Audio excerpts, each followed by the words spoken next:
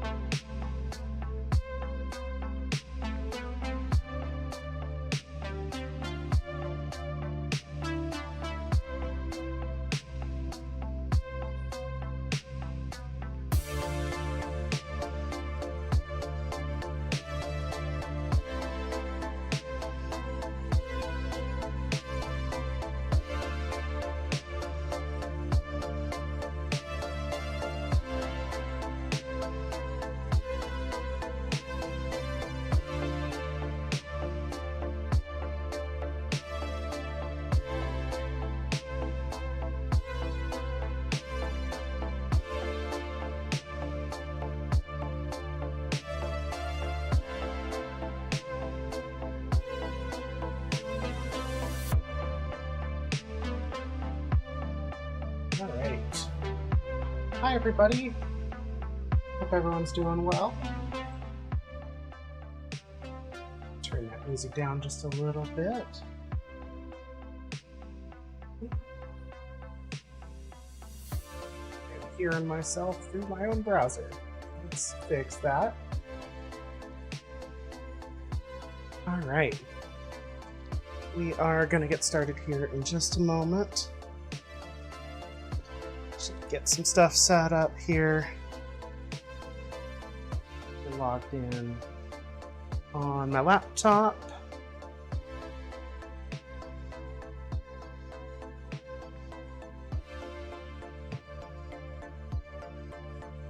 Let's see.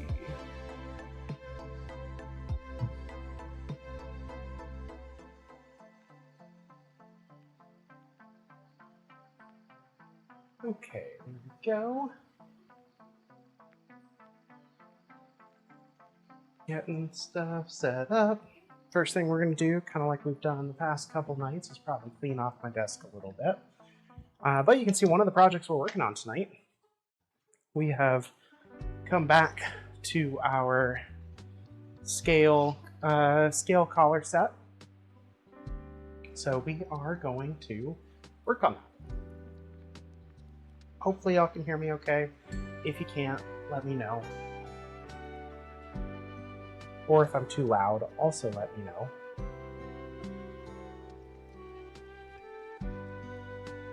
Okay.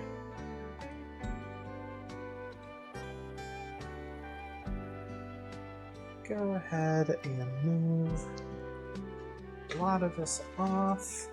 Although I guess we can start with it. Might save us some trouble here.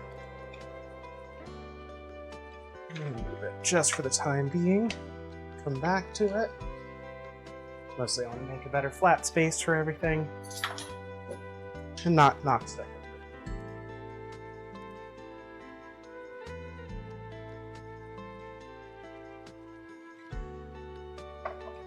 Go.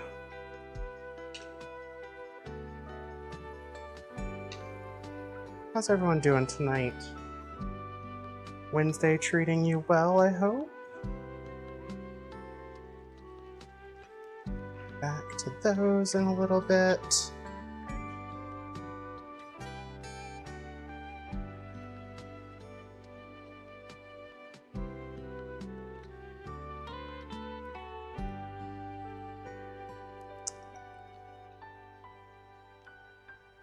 There is a lot of stuff here. Oh, I missed doing that one. Okay. We have a lot of things that we can work on tonight. So we're going to kind of, I say we're going to take it easy, and I'm going to try to just work steadily. I don't have any specific, like, agenda, but I am hoping to, that we can actually work on our corset tonight. We need to start tooling that. I do have some designs finally worked out. We will come back to our dice tray, which I started getting put together a little bit more. Kind of see the back there. Kind of excited. This is still just kind of a test piece. We're seeing how it all comes together. But I'm hoping it turns out nicely. Because I'd like a dice block or dice tray for myself. Once I know that we can make it pretty well, though, we will work on making another one. Ah! Hi there! Oh, Lord, let's see. We are not stitching paddle keychains. I have not updated that. Thank you for that reminder. Although we do have paddle keychains that we'll be working on later. I just failed to update that command today, since I have to do that one manually. We have a couple cool new pieces that we're going to work on. We've got some biothane to play with, so I'm excited to work with that. If you don't know what biothane is a vegan alternative to leather. It is not something I work with commonly or often, but it does work well, and there's been some interest, so I'm interested in working with it a little more and seeing what all I can do with it. So we're going to play a little bit with that today, see what all we can make, see if we can't just get a basic collar down, and see how hard that is. Let's see, let's get all of our tooling stuff out of the way for the moment. Yeah, it's basically a plastic or plasticized webbing. Good call, Mini Golf. It's used a lot with like dog collars and stuff. Oh my gosh, Mini Golf, thank you so much for the subscription. And for doing it for 3 months. Holy crap. It's wild to think that I've already been doing this for 3 months. That's crazy to me. Okay, we're cleaned up. I think we can get our main project back on the table. So we have some work to do here.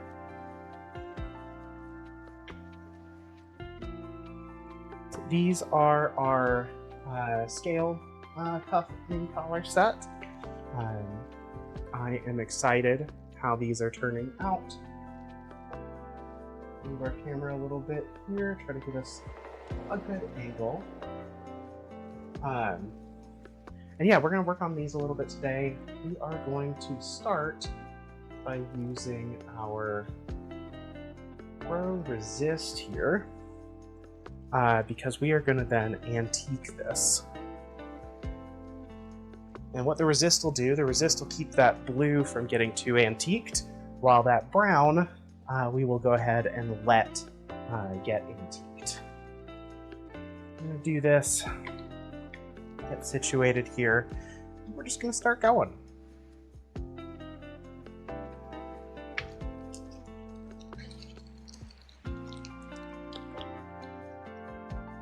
Let's see. Right.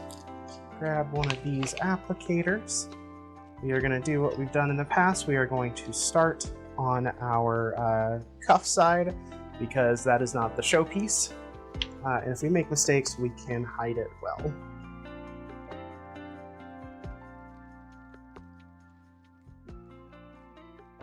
All right, so we are going to make sure this is nice and shaken up. And we're going to apply it carefully just on our blue scales here. Actually, I might even zoom in for some of this.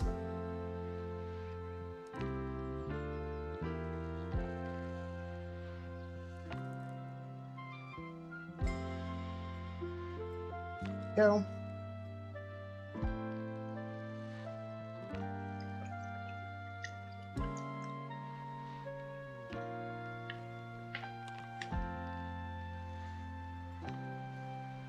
Mini golf, I am excited to try doing a secret cuff with the biothane.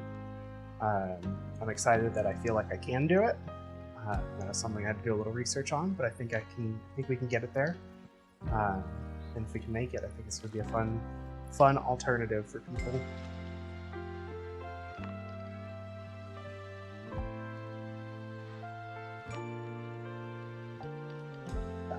Good. Love that. Love when an app crashes. Okay. Just, spray resist all over myself is what it is. There we go. That should be a little bit better. So we're just going to use this little applicator. This was the applicator I was looking for on Monday. As I hold it off. It's just a little sponge. It's a little more suited for like really kind of precision work. So we're gonna use this. Like I said, we are just gonna paint all along the inside here. Try to leave that brown untouched. So all we want to do is protect the blue.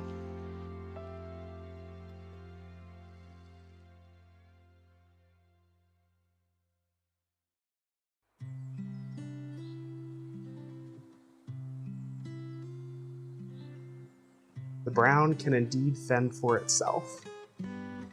What it'll probably end up doing is the brown will darken a little bit more, and then the antiquing gel should settle nicely into the crevices of these scales. And if we do our antiquing right, this is going to look really nice.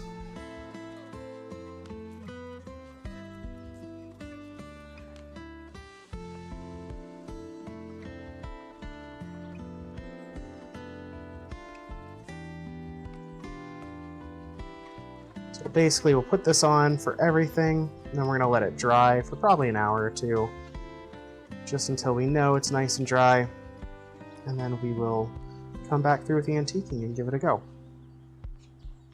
There we go. That's one side done.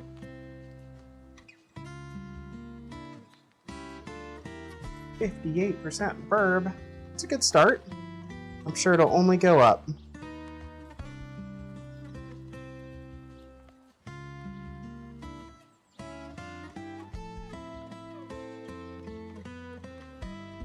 Cyrus needs a bird to stop shrimping.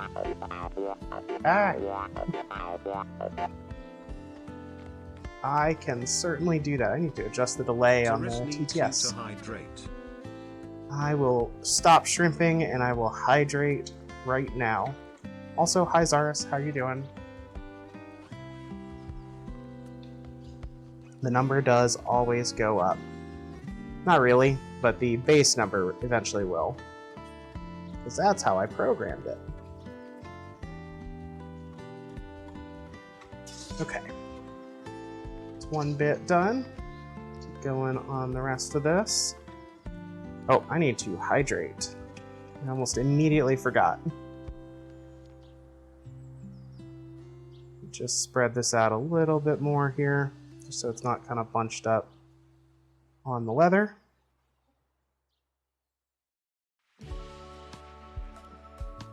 Zaris, I hope your day's been pretty decent. Hopefully it's been good. Go. Alright. Water. I'm just doing water bottles tonight.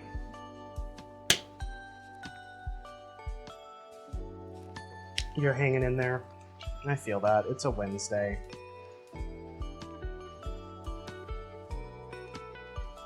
I hope the back half of the week treats you better and is nicer. I know you're counting down for your trip, right?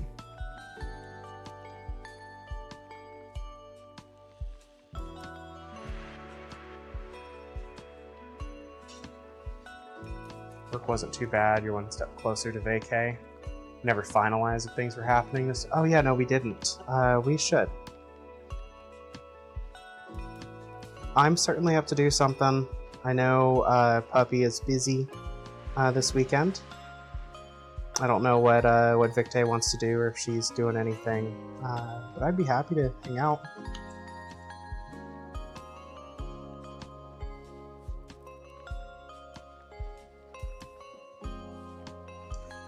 Probably try to keep it fairly low energy. I feel like all of us have been going so hard the past like month and a half that low key is not a bad thing. Go.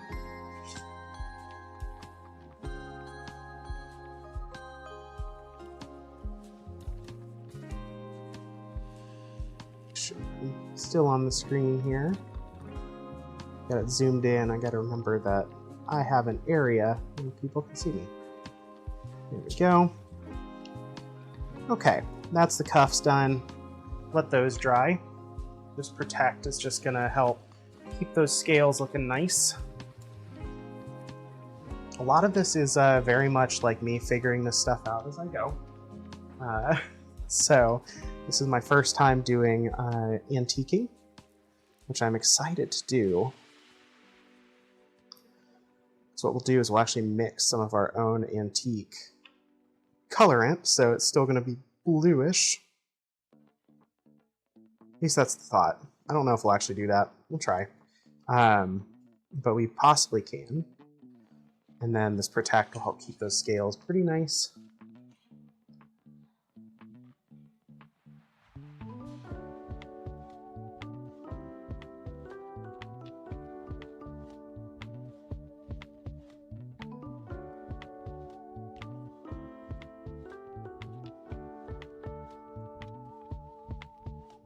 Go.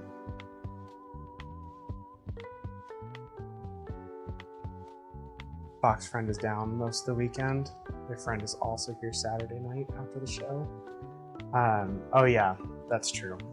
I did forget that that was happening. I still want to hang out a little bit with them too. But I'm pretty free, Zaris.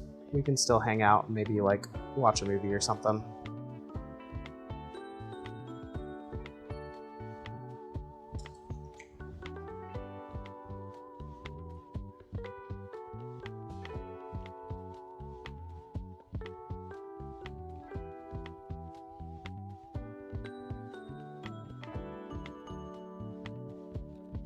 Okay, there we go.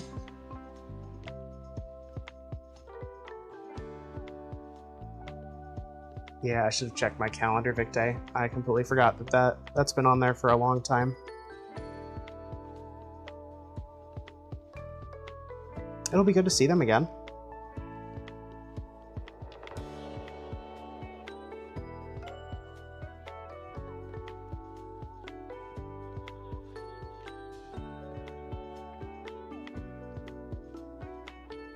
Alright, just about done with the protect here. Or the resist, whatever you want to call it.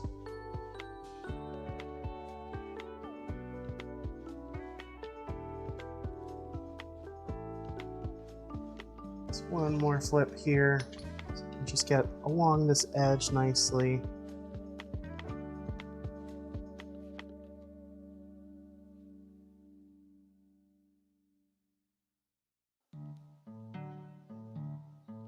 Go. Just like that. Alright. And with that done, we will put our resist away here for a little bit and let this dry.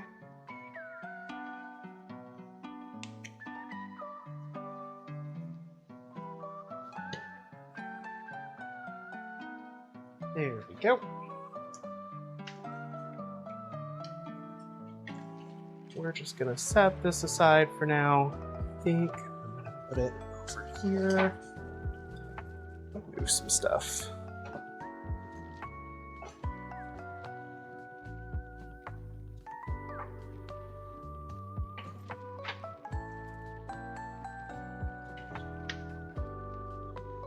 let these dry now.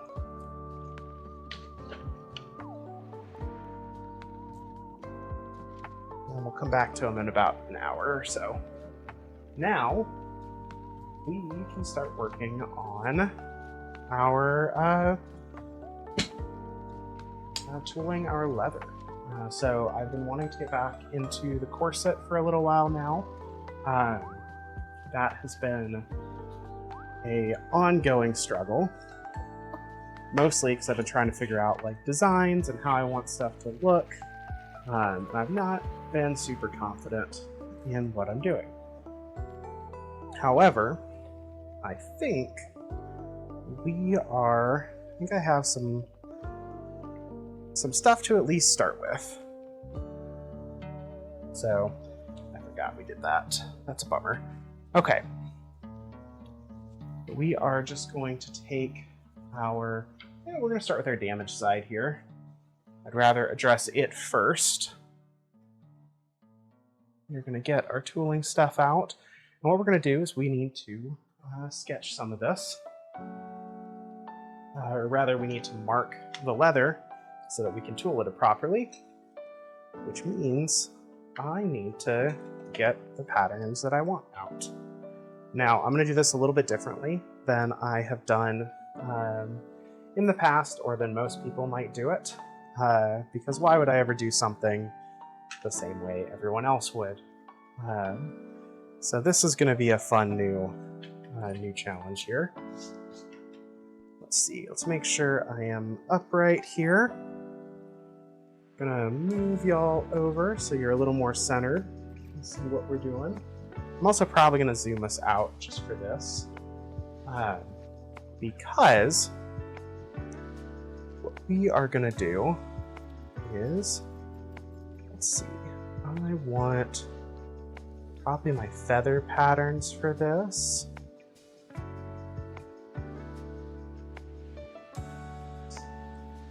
We're gonna open this up. And we're gonna see if we can't make this work. I know I'm being super cryptic and vague about what I'm doing here. That is sort of intentional, sort of not. Here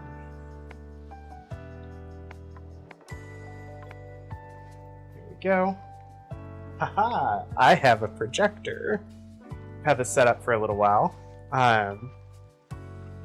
We are going to go down to our HDMI and see if we can't get this projected. Let's see here. So my thought process being, actually zoom in a little bit. If y'all want to see it a little bit better, see our projections here. What I might do, this, then can I do, let's see, can I do chat as a pop-out? I bet I can.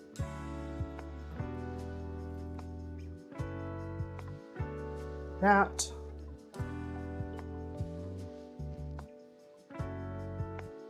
Haha, there we go.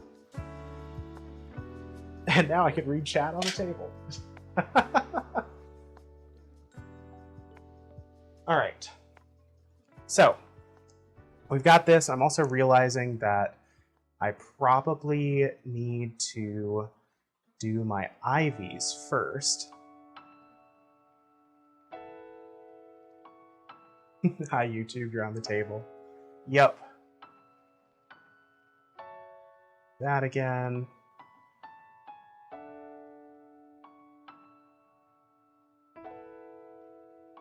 These are all designs that I kind of worked on over the past week, really kind of finalized today. By no means are they perfect, but I do think they will work for this.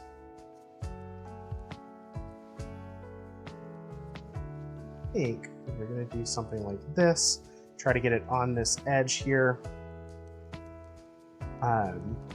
It won't quite go up to the edge of my leather, I'm noticing. I don't think I can physically zoom my projector out any, which is a bummer. But we will just make do. Sometimes it's all you can do is make do. Okay, so the first thing that we are going to need to do here is we're going to basically just trace all this out. So I'm going to use probably wind up using my silver pen to do that. And then we will pull the projector off when we are ready and actually, wet it down and make our cuts for tooling. So that's how we'll start. I might actually just use my scribe if I'm honest. That might be a little bit better for this.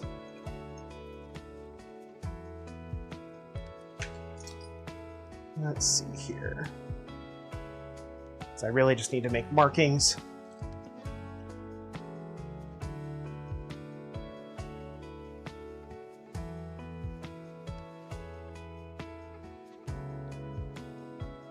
Hopefully y'all can see this okay. It's making the marking. I'm not sure I'm going to do it this way. Mostly because I just can't see it myself consistently. But I also don't want to just use a pen. Do I have a pencil around here? Don't think I do. Of all things to not have on this table, I don't think I have a pencil.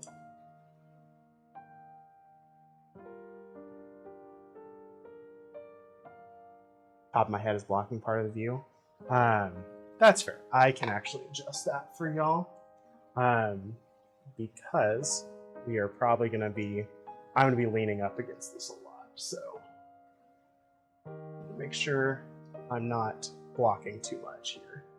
All right, when I'm like that, that's a little bit better. That should be a little bit better for that. Thank you for the heads up there. Now, let's see, if I do just that, that's not going to help too much. I think I'm just going to have to use my silver pen and go for it. The silver should wash off when we rinse it, so I'm just gonna do that, because then I can at least see the marks I've done.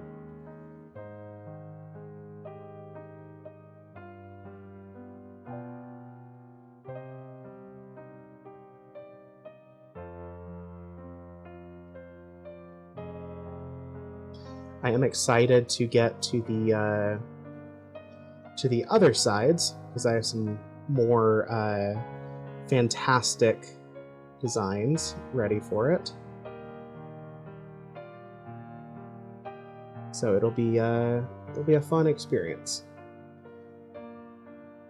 Tooling is absolutely something that I am. It's easily one of the things that I am least skilled in and least confident in. So this is going to be a lesson for me, and I'm excited for that, even as I'm also super nervous about it. Because I'm on a projector, how I do these lines also matters, because I don't want to block my own visibility with the shadow of my hand.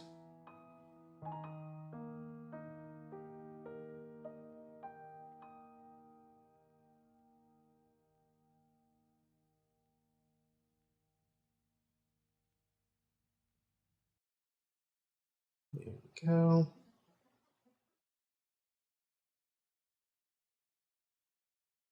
Let's see. Like that.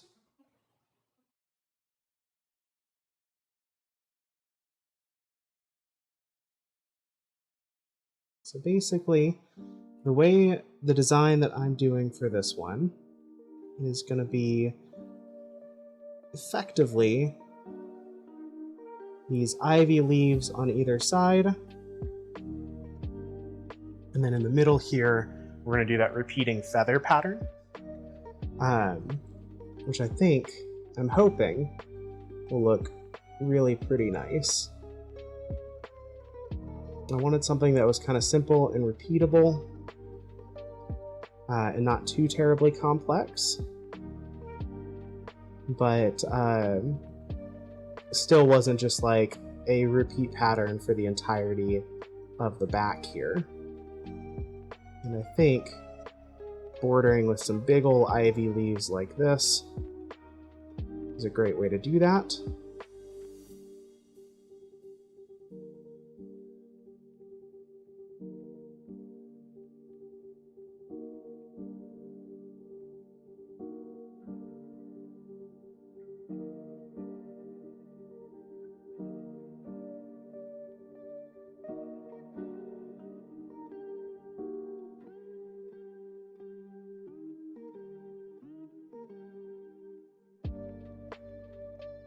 We are just going up to kind of our border line here. So we want to make sure we leave that free for any grommets that we need, or for the other piece that needs to stitch to it.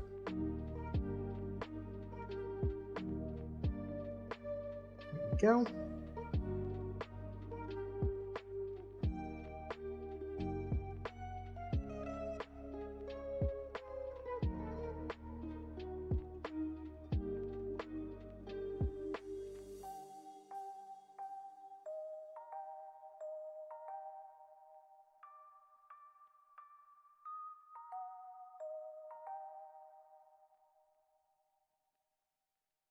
Black-capped chickadee.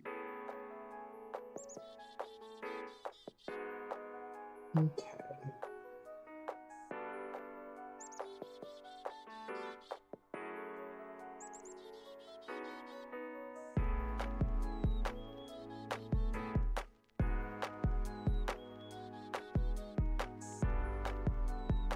There we go.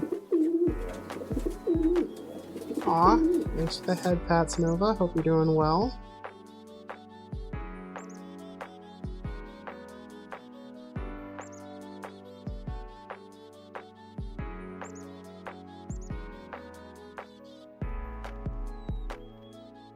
Go.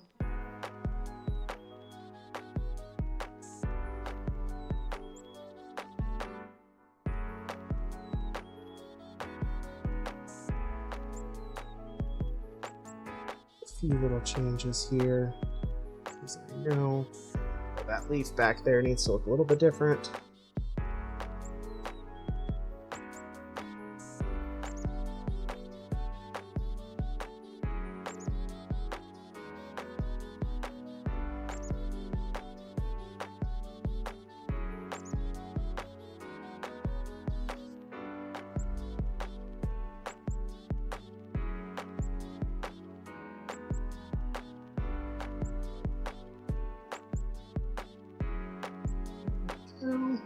Sorry, I'm not quite looking at chat right now. I will check it here in a sec.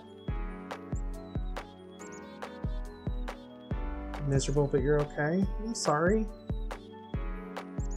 It seems like it's been a rough day for a lot of people today.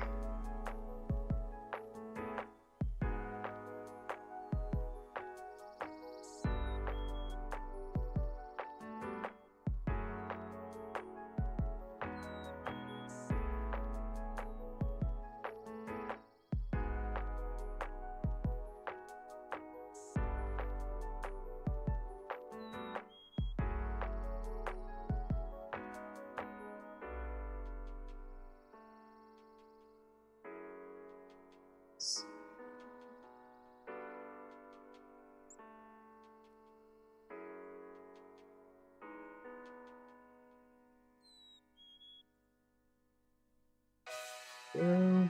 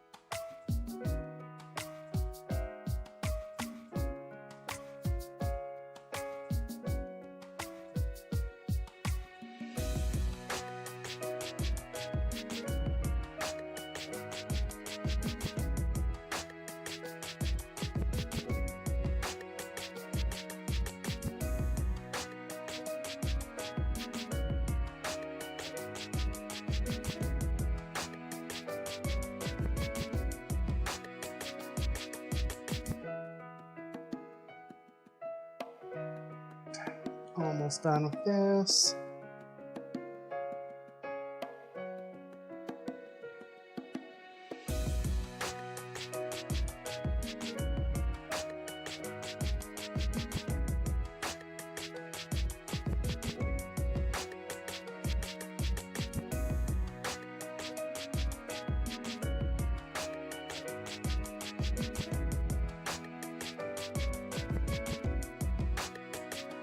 Oh my gosh, we got 100% burn. Oh, Nova, I'm sorry to hear that. You do deserve a better job and a boss that respects you. Feels like there's a lot of that problem going around with people. You deserve a job that doesn't just result in a bunch of stress.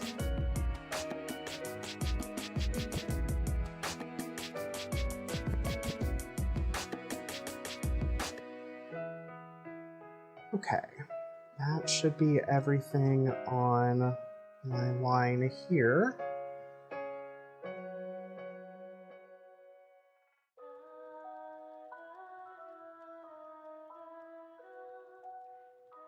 Yeah, that's looking all right. Now we need to do the other side. These aren't mirrored perfectly, and I'm not sure if I want them to be, if that makes sense. So I might just scooch it over and do the other side of these. I think that might look pretty good.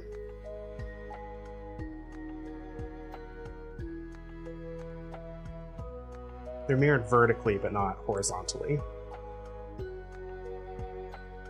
Also, Mini Golf, congrats on being a burb. You're 100% burb now. Hi, Matcha. Hope you're doing well.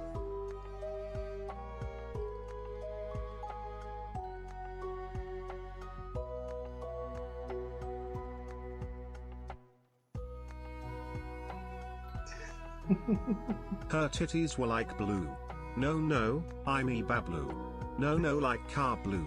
Needed a little laugh today, ha ha ha. Incredible, Nova. Love it. Matcha, you joined at the right time. We are just kind of getting started on the corset. I finally have some designs that I'm happy with, and so we are going to try to at least get these marked out. I want to get them cut if possible so I can start tooling them. We'll see how far we get on this before I need a bit of a break, though. So for now, I am tracing out the designs I made earlier, so I've got a good reference to work with.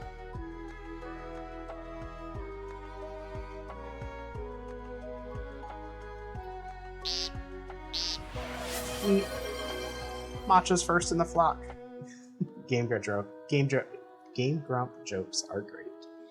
I haven't watched them in a while, but they were a staple for a very long time.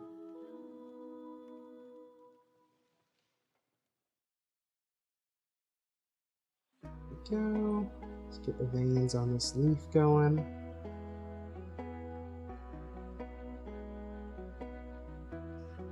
What the dog doing? What that dog doing? That dog is working away from home, so I don't know. I don't know if she's got a print going right now. Looks like it might be paused or stopped.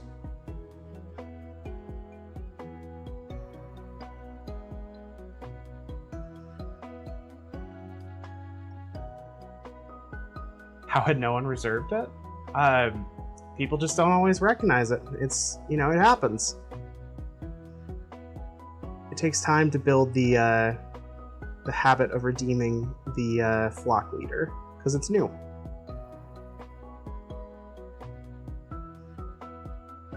Alright. Get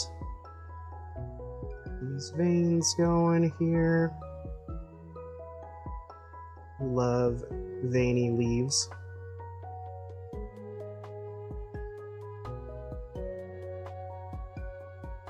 Yep, it is not a, it's not super new, but the command actually doing something more than just saying your first is. So now it will show up as flock leader for anyone who reserves it. There's only one that can be done per stream, but anyone who does gets their name up as flock leader for the duration of the stream itself.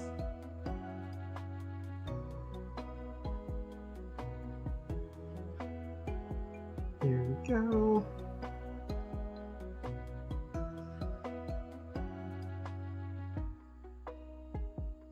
Trying to keep these lines pretty simple for this.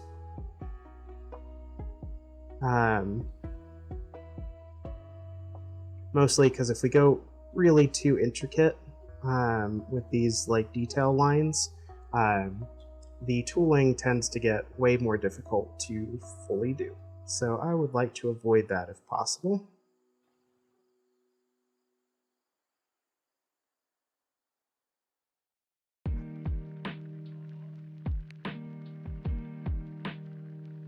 There we go.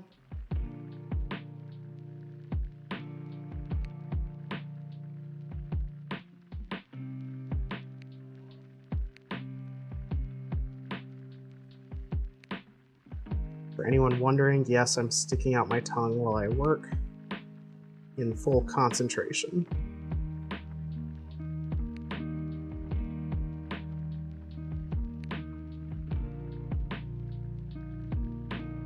You would follow Matcha in the flock? I would too. Matcha would be a good flock leader. Which is a good thing because she's flock leader right now.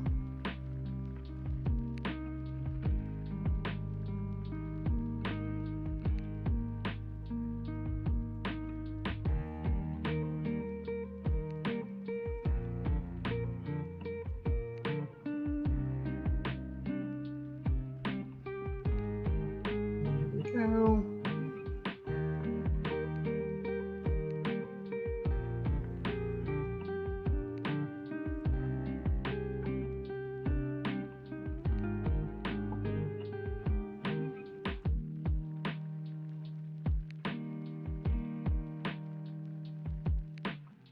So we'll finish up this right here.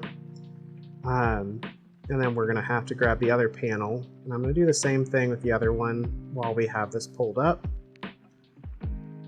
Just because it's better if we get it taken care of. Then at the very least we have all of the lines that we need for the back panels. Or at least all of the vine lines. Still got to do the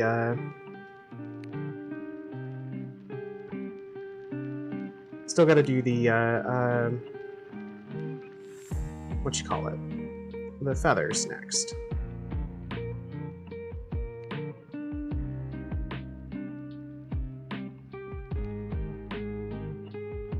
I have no idea if this design's actually going to turn out really well. This is all very experimental for me, but I figure I want to go ahead and put this effort in, try to make it really nice if I can. So, you highly advise against following you? You're just going to lead us to an abandoned business? Oh no! Okay, so hard to see right now. Maybe a little bit better. See that? We have our markings on here. It's going to be kind of our border for these back panels.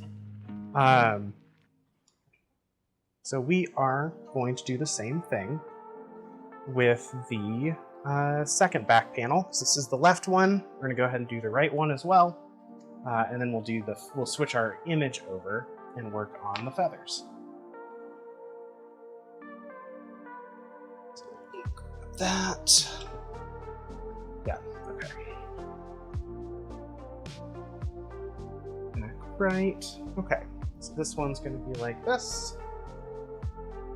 We're going to do the same thing.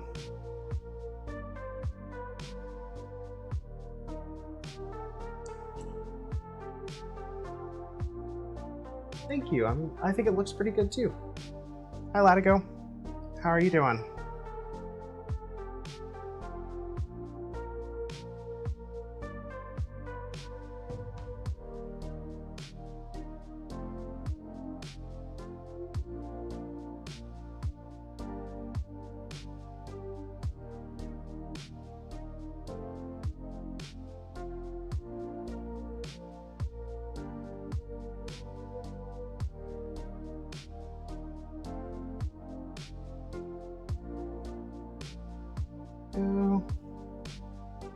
Doing well? Good. I'm glad to hear it.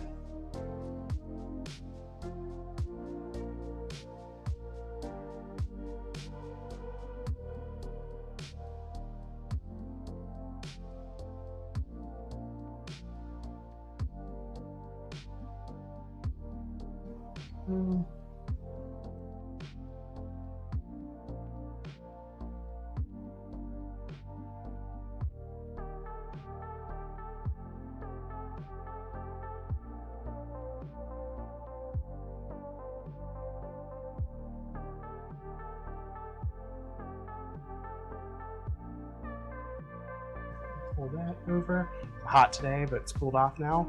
Just blended up some flows. Oh, nice. Love a good smoothie.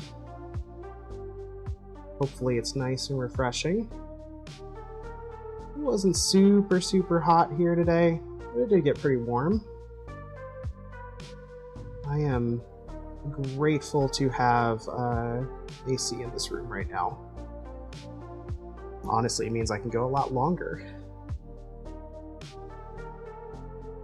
Let's see. That.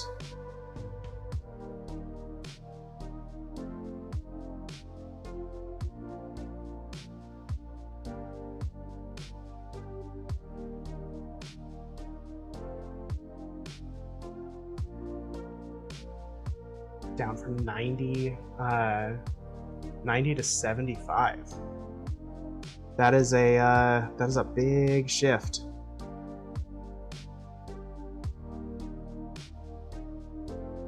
I think a high here was like 84, something like that.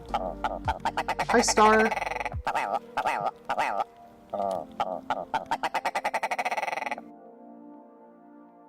Hope you're doing well. How's your evening going?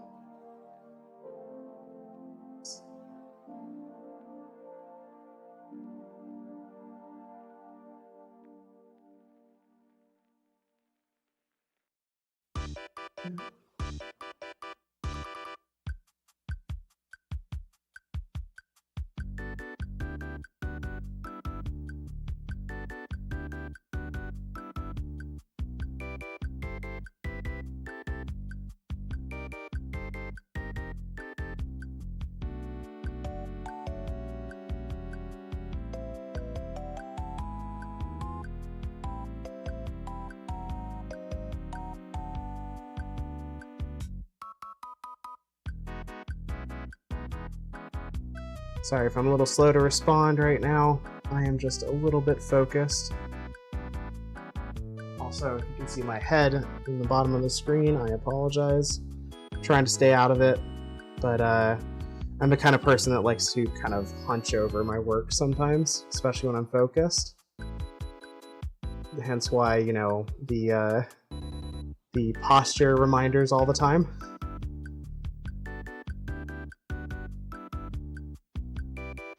But yeah, once I get these lines done, I'm going to focus a little more on chat. There it is.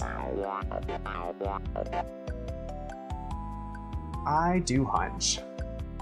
Saris needs you to hydrate. I got water right here. Yeah, we're making leaves. We're gonna get ready to do some tooling on this corset. I finally have a design that I like, that I've been working on. So I've got the pieces, got the patterns that I've been working on. So we're gonna do this, just mark them out, and then we'll go back through and actually cut the lines here, and then we can start tooling it proper. Tooling is by far my weakest skill in leathercraft, so this has been a good chance for me to kind of learn. And since this is just a piece that's going to be my own / like a showpiece if it turns out well, this is just something that is good practice for me.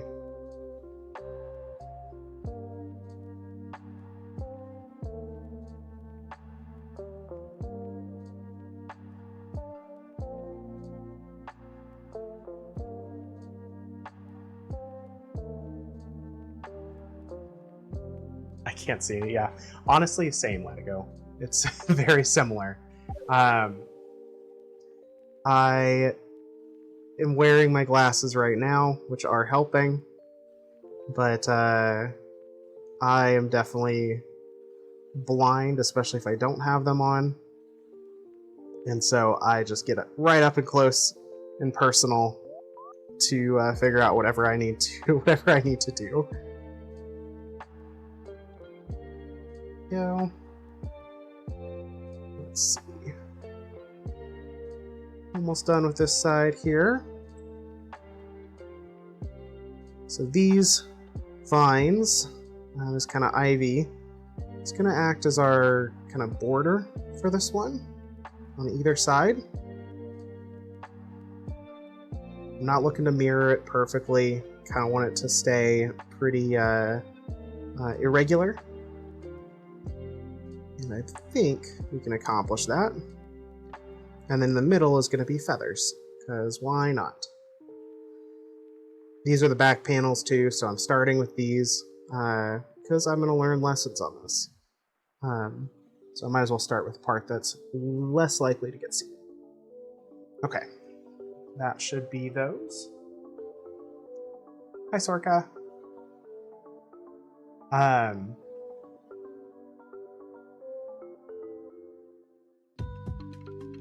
Get to schedule an appointment with WorkSource. Oh, fun. The customer stuff got worked out. Gratefully, we were able to kind of clear the air. I was able to make some fixes that that needed to be done, quite frankly, and kind of came to an agreeable end, even if it was stressful in the moment. Basically, I ended up learning some new skills for how to pull incorrect stamps out of leather, which is always fun. But we got it done. It looks really good now. I'm actually pretty pleased with it. And should have a happy customer.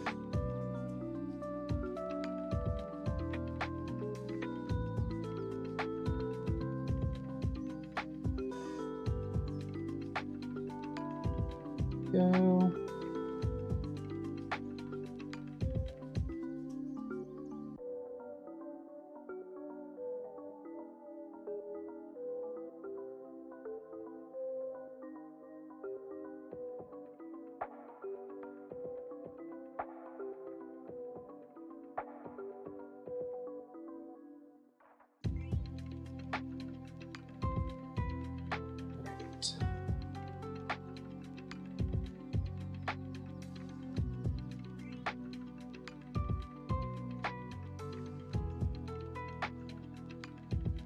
Yeah, it was good to hear. It was not fun to deal with, but that's just because I really worry about stuff like that.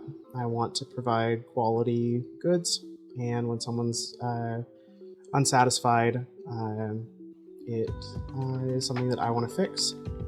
And sometimes it just takes a little bit of extra communication to kind of figure out exactly what that is and what the problem is. And then sometimes it just takes me slowing down and learning something new in order to solve the problem, which is what happened this time.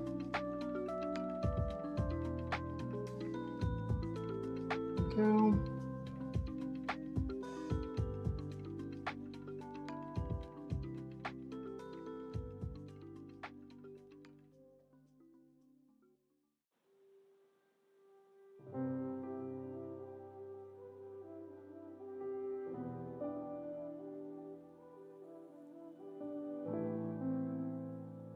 Okay, nearly done with these.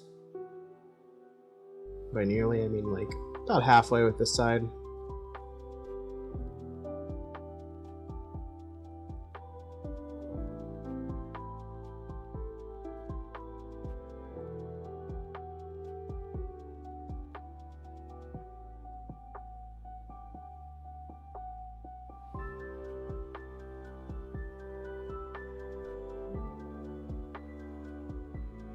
So one of the things I picked up today, I ended up going to Tandy Leather because I just needed a few things. One of the things I ended up picking up was a giant book on tooling leather, because I'm like, I really just need to kind of learn the basics and get better at it.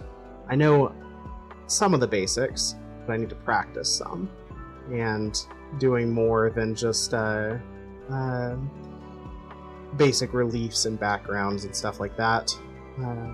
So I picked up a book on it. I'll show it to y'all later when we get to the point where we're going to start doing some cutting, because I'll probably be referencing it.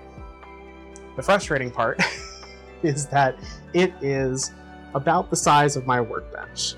It is an obnoxiously large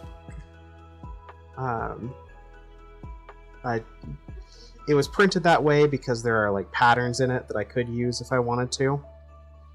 We're not using any of those right now. I might use them in the future, we'll see.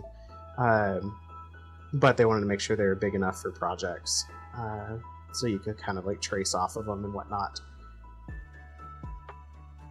Instead, I'm the kind of person who's like, I'm gonna opt to do this weird thing where I have a projector on my desk and design this digitally,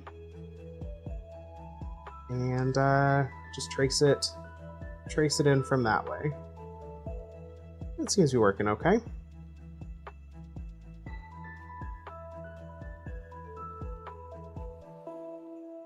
We are okay. That should be every line coming off of that side.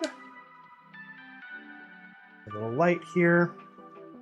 Again, might be a little hard to see, but yeah, if I kind of angle it a little bit, you'll see a little better. See this nice blemish right in the center of the back here when I angle it. There it is. Not much we can do about that, but that's why I put it as a back panel. But yeah, okay. That part is done. So we are going to switch over to the feather pattern. These are all pretty basic here. Drop that size down a little bit. This is a pretty repeating pattern, so it shouldn't be super hard to kind of move as we kind of go down. But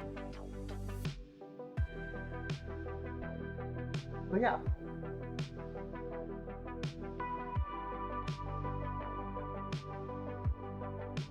Go through here. What we're gonna do, I'm probably gonna wind up modifying these as I go, because I don't want these to be so uniform. So we'll add some cuts here and there.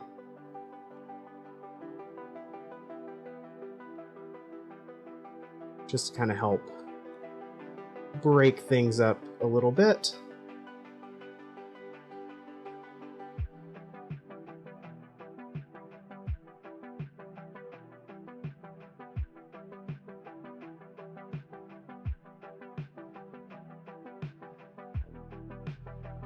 Go.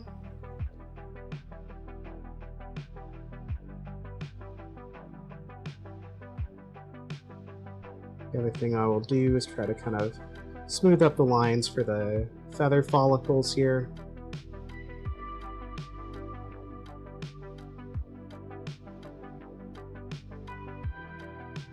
So I'll be honest, when I was drawing this out, it was more just about getting a vibe rather than trying to make a perfect pattern to work with.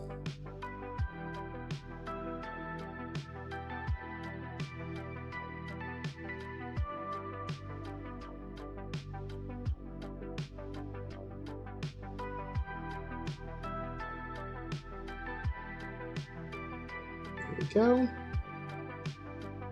Try to make sure we stay outside of our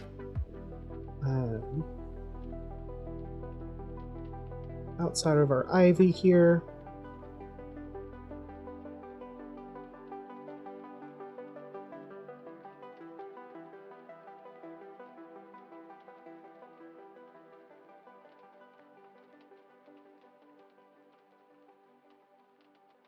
For those of y'all that tuned in a little bit late, we did do some work on our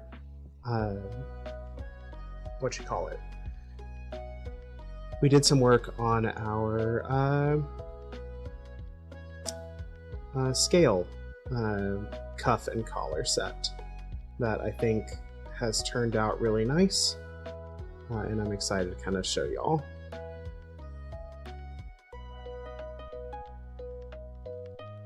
So when we kind of finish the feathers on both of these pieces, I don't think we'll try to do more than just this stuff tonight, just for the sake of time. We'll see. If we get going really well, we might change that up, but I'm just trying to be aware of time. So we will probably take a break and check on those, see how they're drying. Because the dye looks really good, and we just did a protect on them so we can start antiquing them, which I think is going to be a fun process.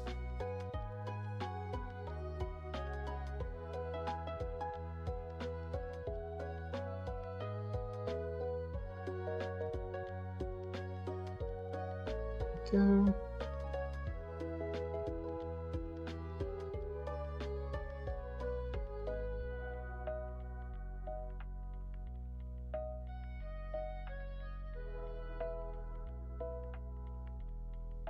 Work be over. I'm sorry, hon. I know it's been a really rough one.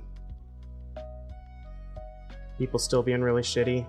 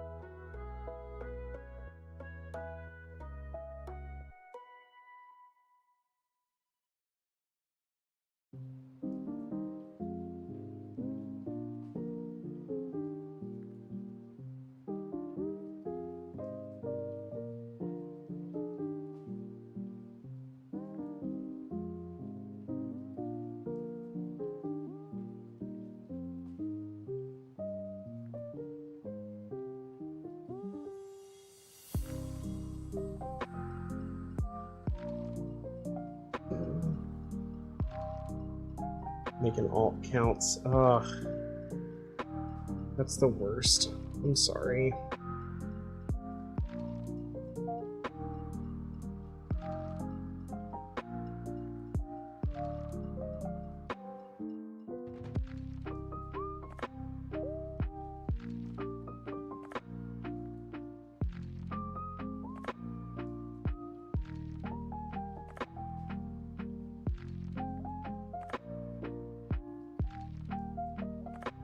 Wow.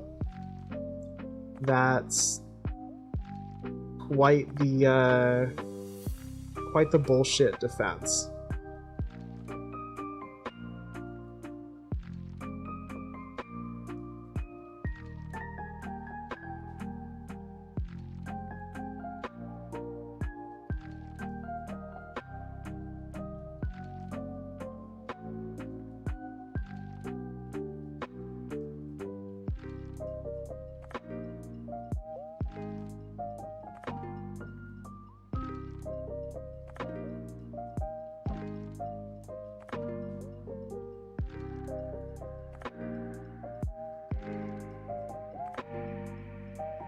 Okay, making some progress here.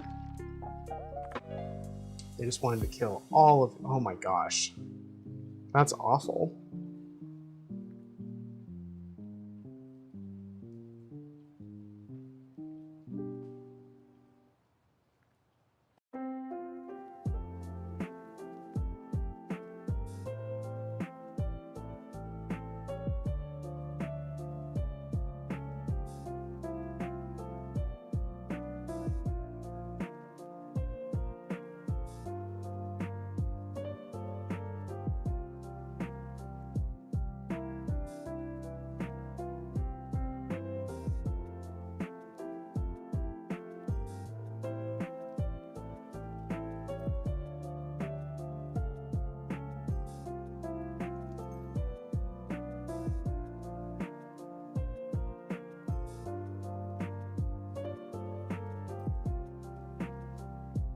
I'm sorry, hon. I am willing time goes faster.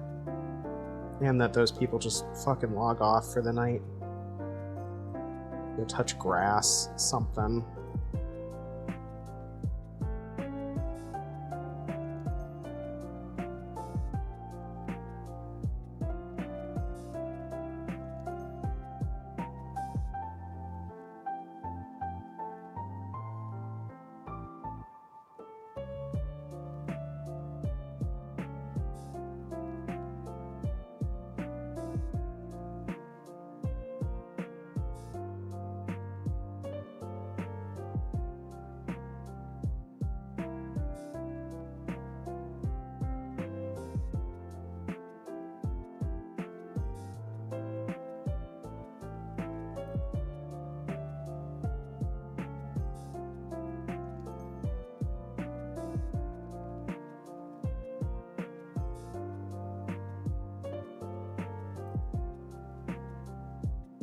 Hi, Sammy. How are you doing today? How's your morning starting out?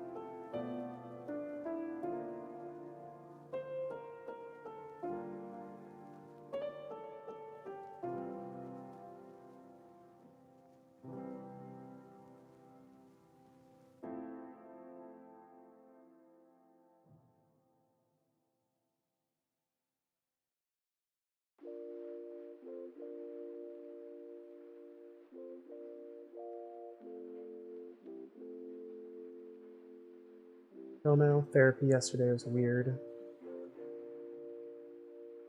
I'm sorry. I've definitely had therapy sessions like that too. They can be a little rough.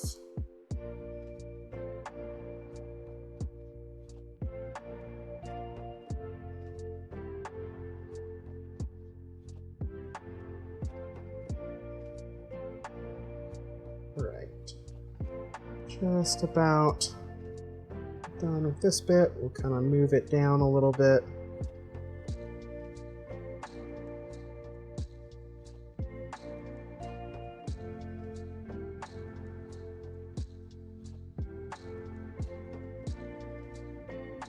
Go.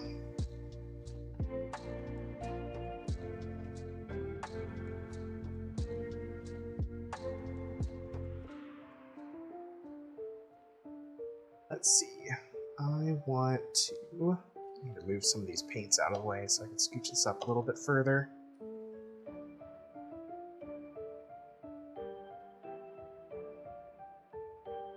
All right. Go up to about right here-ish. That should get us all the way down to the end.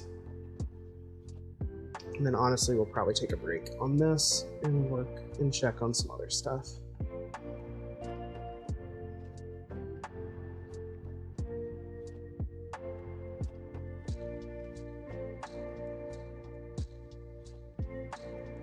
In the future, I'll try to have some of these already done for stream.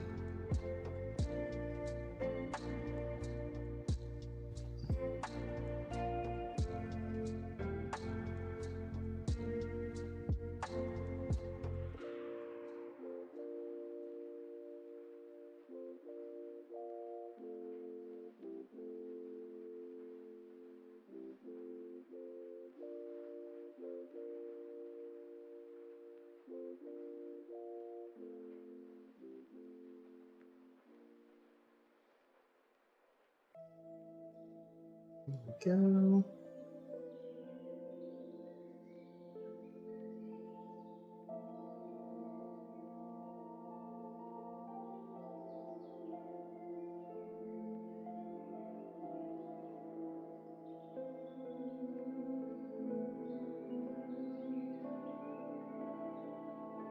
Let's see. I honestly didn't do all that much today. I'm trying to think of stuff to chat about. Went to the mechanic, got looked at. Appreciate Matcha for doing that for me. But otherwise, I worked on this design a little bit. Job apps, that sort of stuff. And not a whole lot else. It was kind of a quieter day.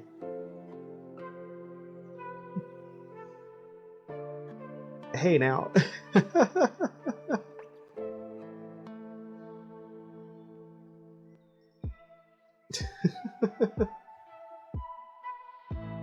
I appreciate it, both looking at my car and at me.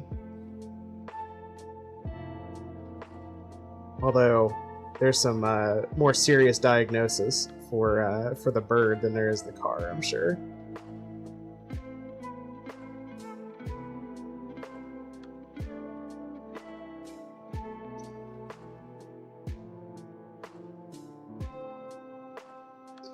Alright, making progress here.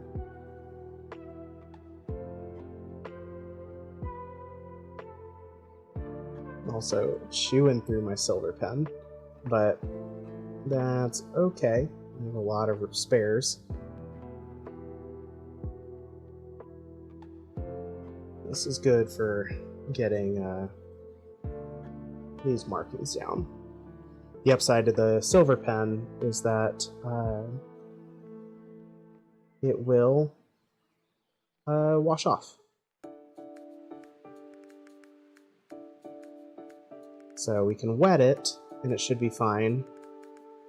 So what we'll do is we'll basically score our lines with the swivel knife,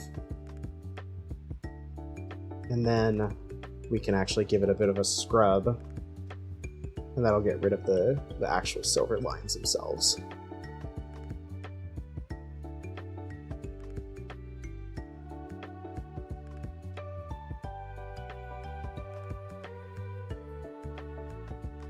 There we go.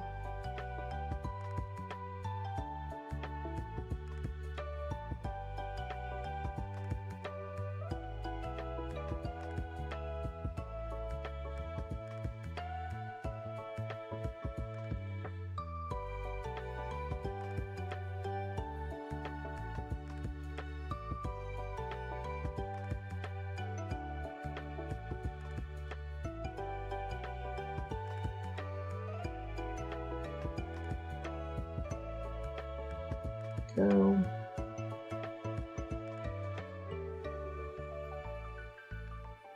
Almost there.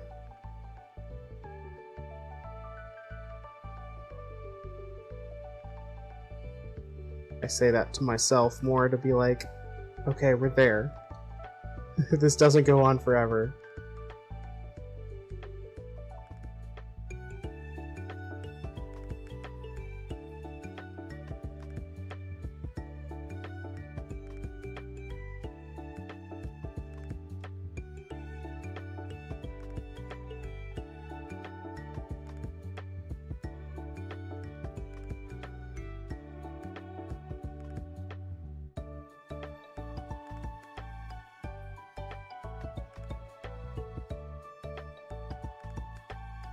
There we go. Okay. That should be that whole side done.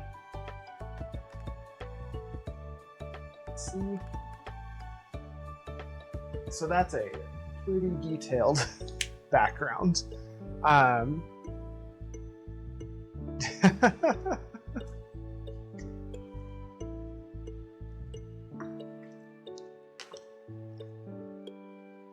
Sorka, that's good.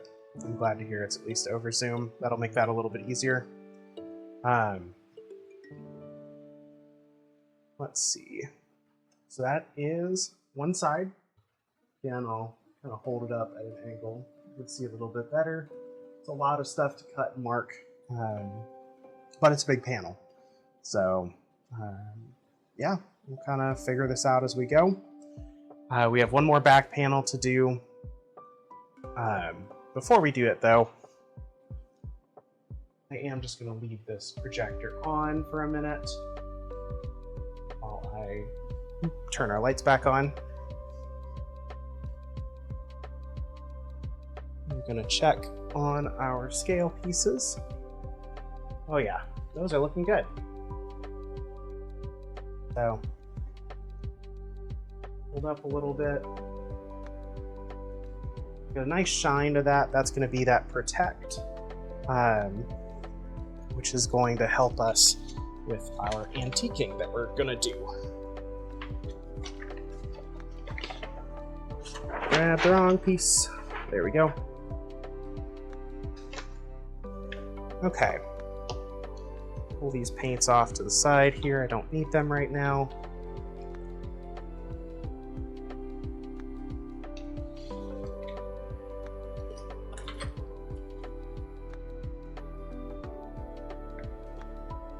Okay, so we have this.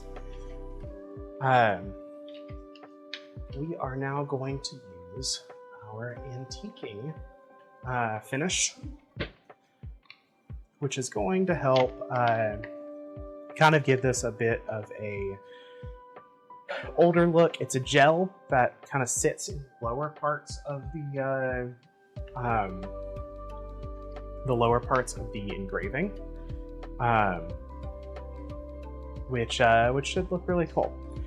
We've done a protect along the scales because we don't want them to get too dark, but the finish should darken up the brown a little bit more, kind of give that a bit of an antiqued look.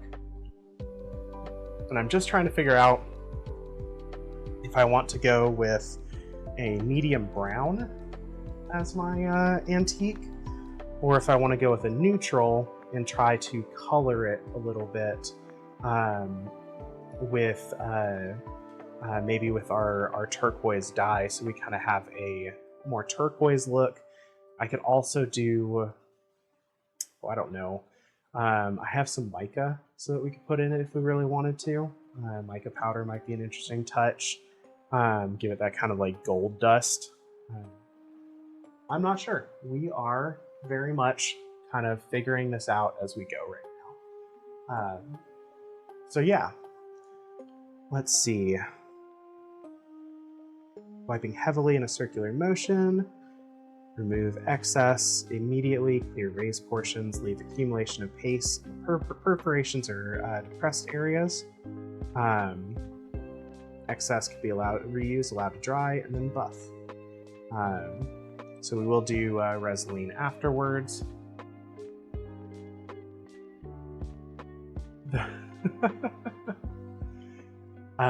I think we're gonna do a.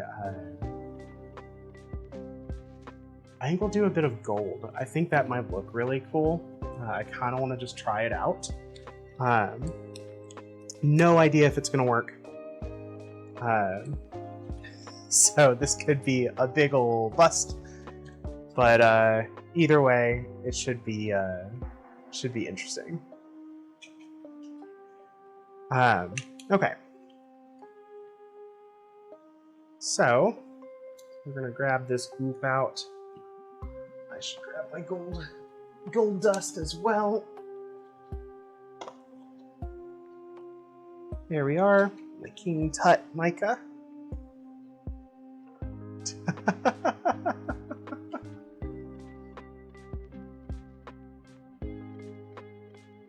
Oh my gosh, y'all are ridiculous. Okay, we are going to grab one of my bigger daubers for this. I think that will be the better choice. I should also grab, I don't know, I should probably grab some paper towels too, and gloves. We're gonna do that real fast. Grab some gloves, some paper towels, so that I don't make a huge mess of myself here. And we have stuff to wipe off. So I'll be right back.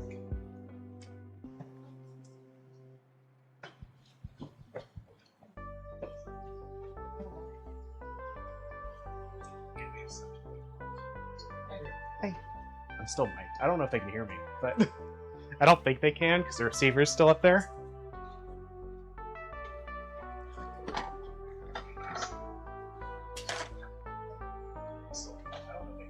Hey, they can! Wow, my mic picks up all the way downstairs? That's great. That's funny.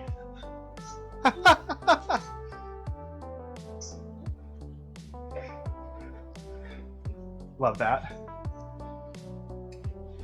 Good to know. Now I won't go like piss on stream with a live mic.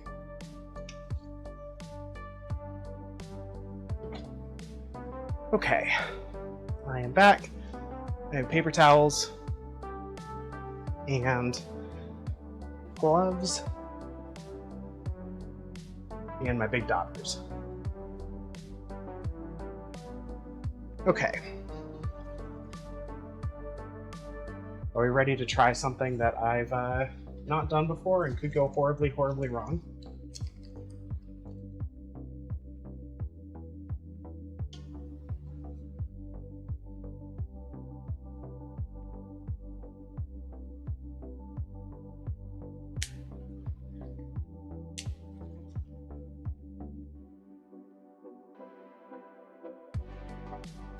I'm going to take the silence as a yes.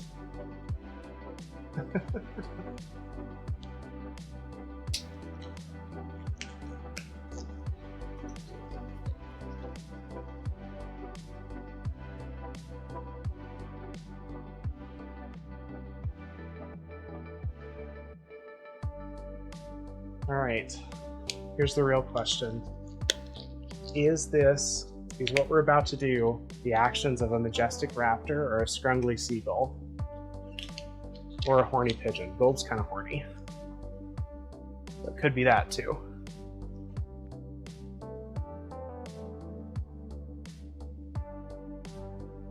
Okay.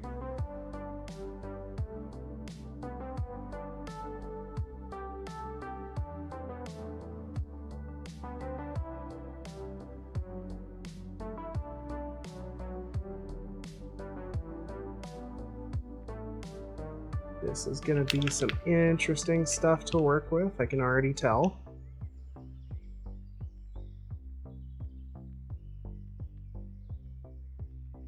I might add just a little bit of teal into this too. Definitely horny. A confused condor? Yeah, that's probably a good one. I could go with confused condor. All right. Do just the tiniest bit of teal here.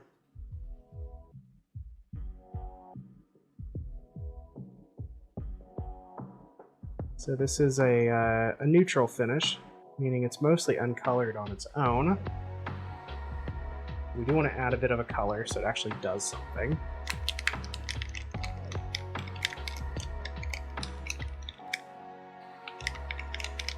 Go.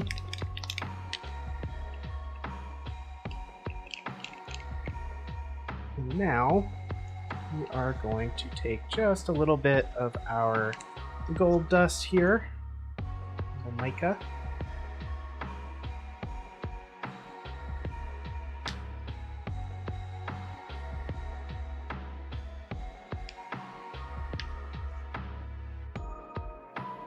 Again, no idea if this is going to work. It'll be a shame if it doesn't, but it'll be really cool if it does. So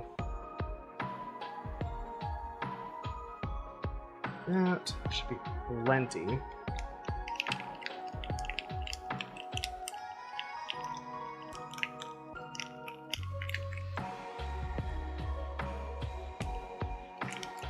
All right.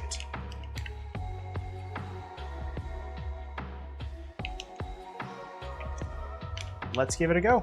Now or never.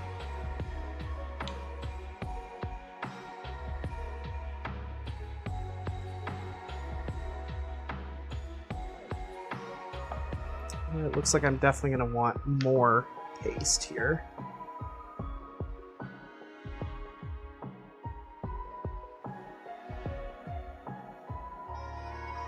So I think I'm going to Another one of these. The Forbidden Pudding Cup. Yep.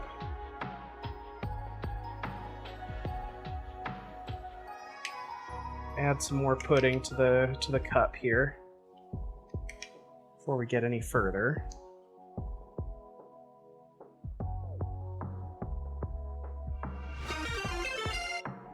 Oh my gosh. Thank you so much. Thanks for the gifted sub. And welcome to the flock, Necra Owl. Alright. Stir this up.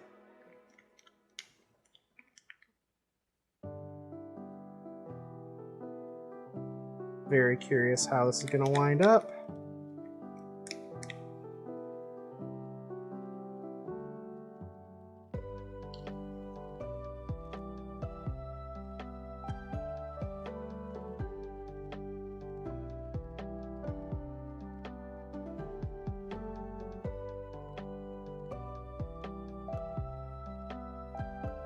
We're supposed to want to like apply it pretty thickly here.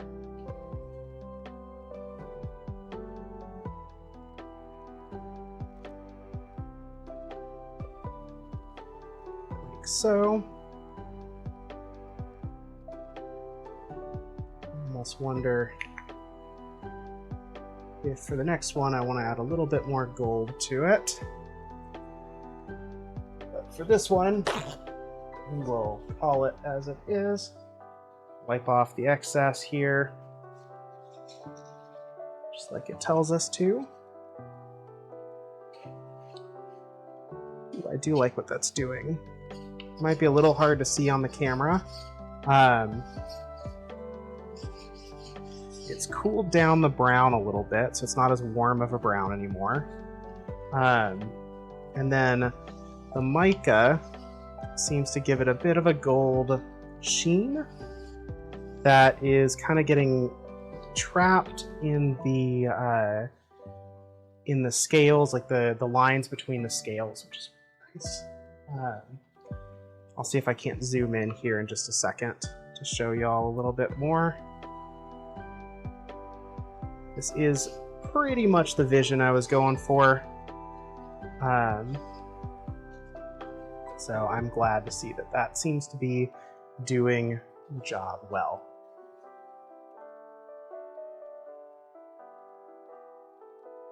Let's see. Let's give that a zoom real fast. So that's the unfinished stuff. If I hold the finished one, you can see it looks a little bit more faded. You can get it without a glare here. You might be able to see that, yeah, in the lines, we're getting a little bit of a darkening, which is nice. And then kind of some gold fleck throughout. It's really kind of a nice look. Definitely want to add more paste for the next one,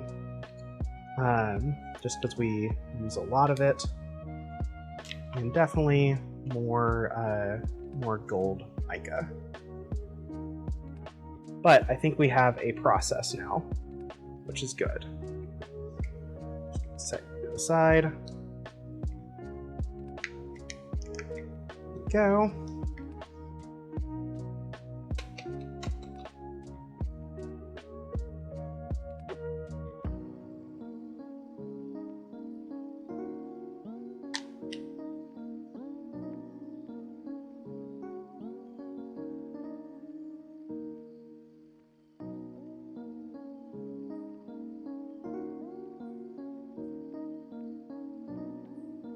So, not too much. Try not to get too much of the mica powder. I do want a good amount.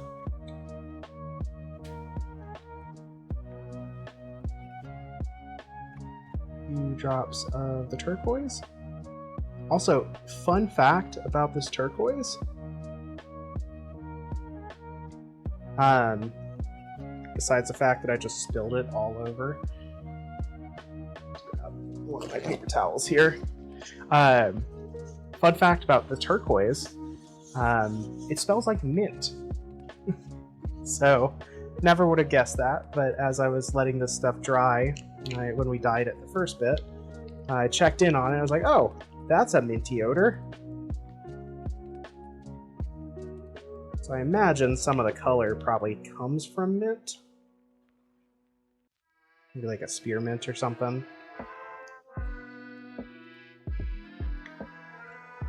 All right. I think we got our goop ready for the next batch. We go on a fair bit thicker this time.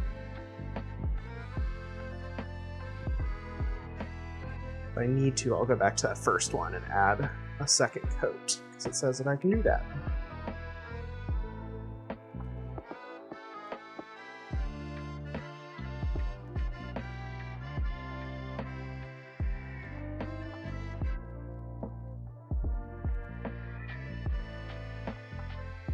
Go.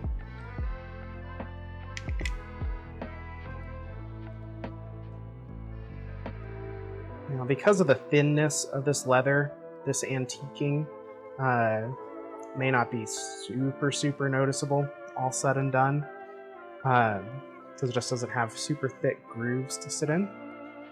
However, it should still look pretty good. Okay. Grab another of our paper towels here.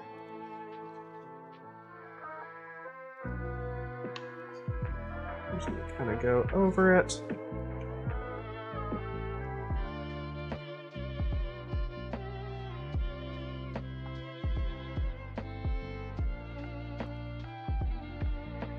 Just like so.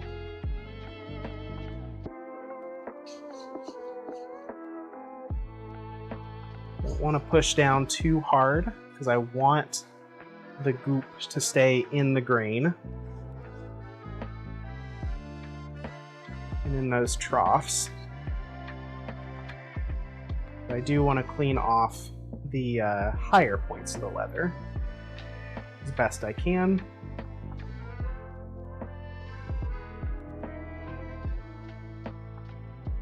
It's kind of nice. It's giving a real like sea foam, like water dragon-esque.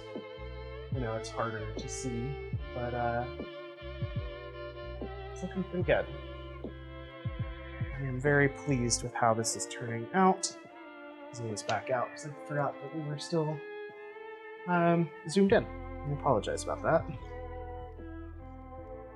Okay, and now for our last trick is going to be our collar piece,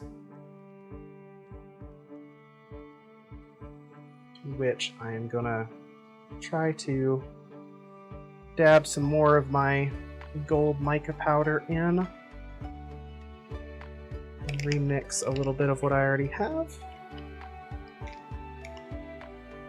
just so we're, you know, reloaded and ready to go. And then it is goop round 3.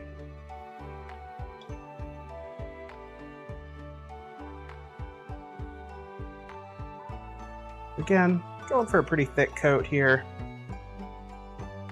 Rather have and use too much of it, because I can always wipe it off, than not enough.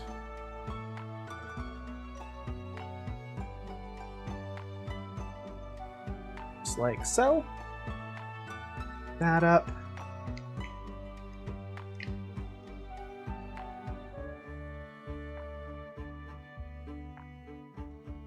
Next time Briar drops in on stream, you'll have to let me know, or we'll have to keep an eye out. As Briar suggested, this color and it's kind of turquoise teal for this project, and I definitely may want to make sure they see it. All right, the goop is applied.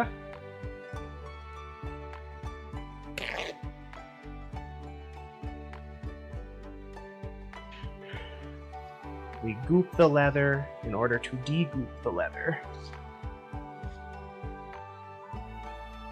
Let's see here. Let's do a nice even pull. There we go. Do the same thing.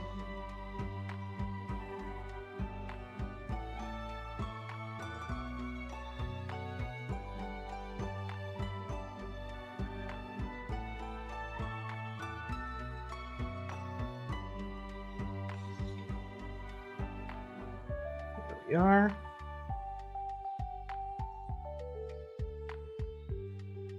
Make sure that sits nicely in those crevices. Also, it's pulled up elsewhere. Exactly what we're looking for.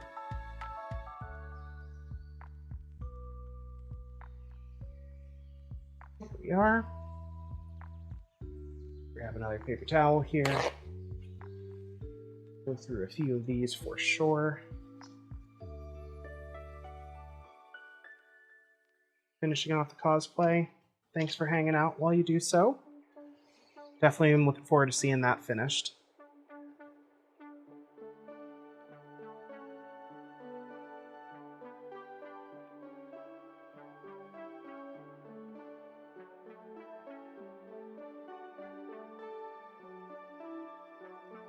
Here we are. Definitely want to go back over the first one, because I think the first one we were still kind of figuring out the process. But this one's looking a lot better. I like this. I like how it's turning out.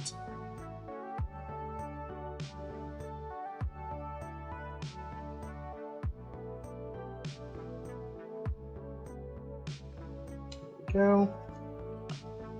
Make sure we are evenly cleaned off here. Jump back to this first one real fast. We're going to give it another layer of goop. I just don't think we had enough mixed for this one. And we can definitely get it into the scales a lot more.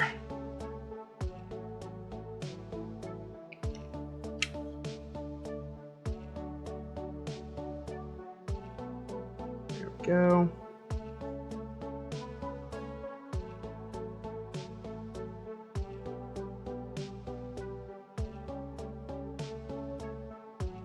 There. Goop once again applied. And removed. And that looks a lot better.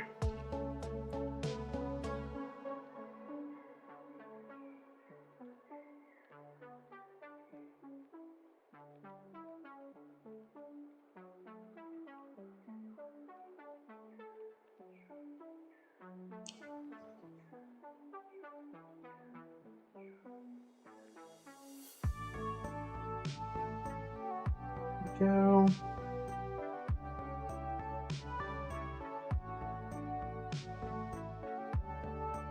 Just get these edges cleaned up a little bit, and then we set that aside again.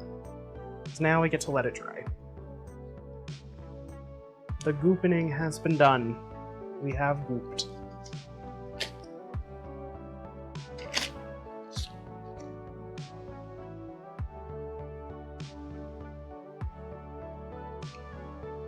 I'm just gonna toss these.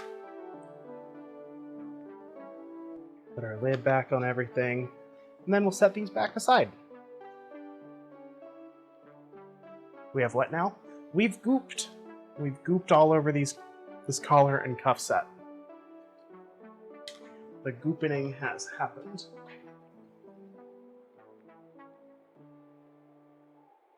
But yeah, I think these actually have turned out really nicely. I'm excited to see what they look like. Yeah. I mean, that's fair.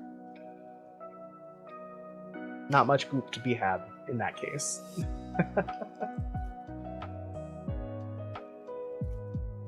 So, I really like what it's doing up here.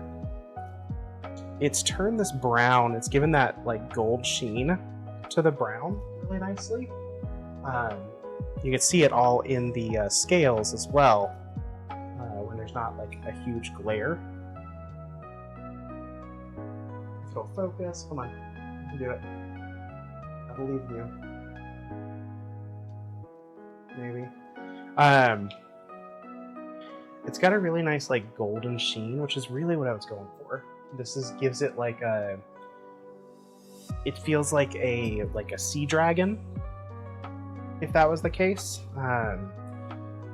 So kind of like worn. The brown looks almost a little like seaweedy, but it's still got like a nice gold fleck to it. And I think when these are dry, this is going to look really, really good.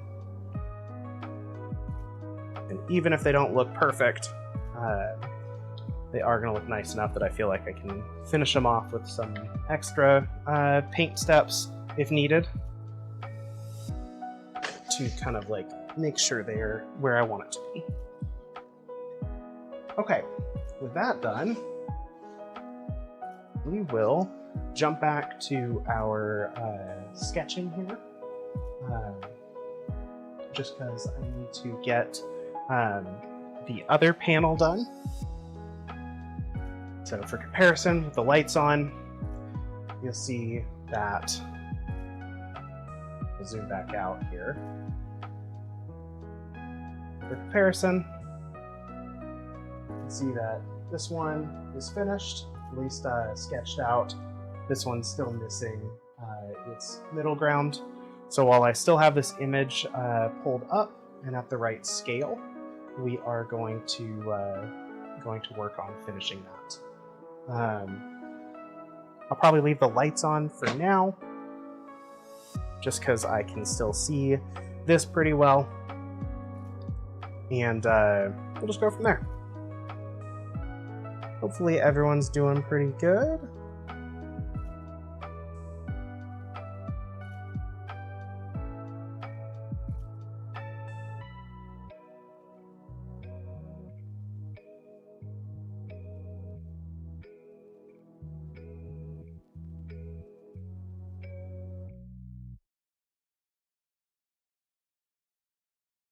And if y'all can't see, if you need me to turn off the light a little bit so it's a little more visible, that's fine too. Just let me know.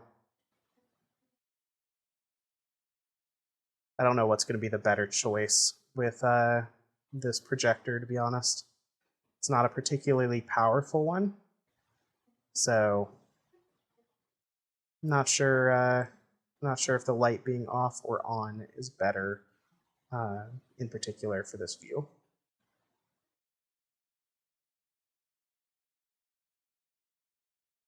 It also sounds like my playlist might have decided to die again.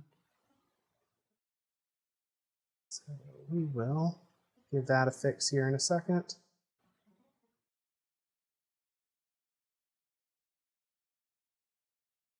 Go.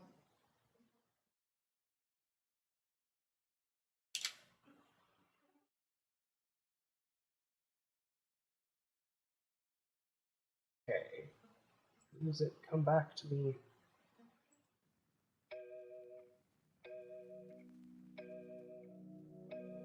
It'll be the same song though. Okay, that should be good.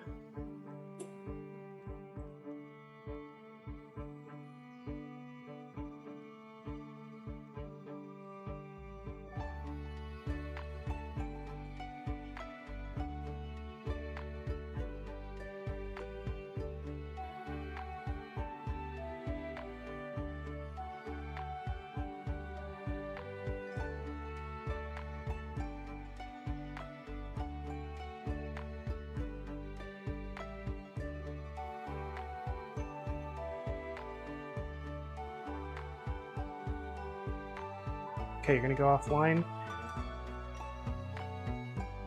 Hey, take care, Sammy. Be kind to yourself today, okay?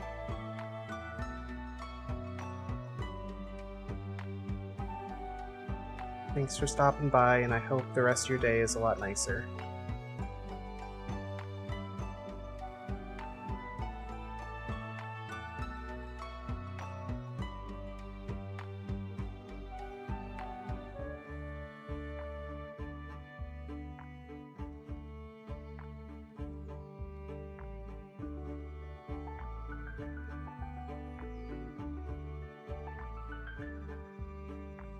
See ya, Sammy.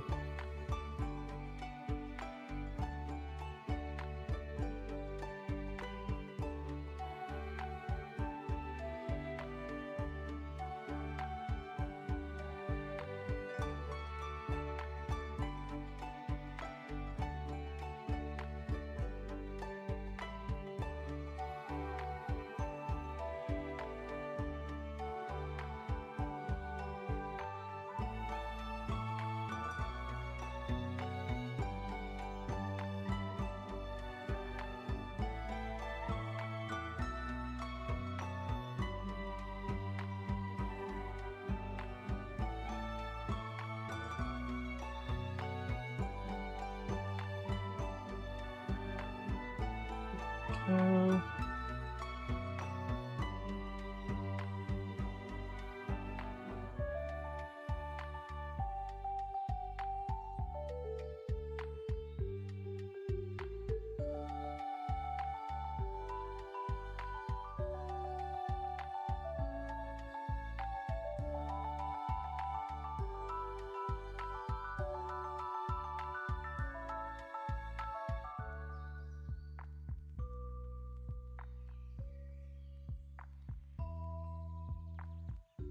Okay.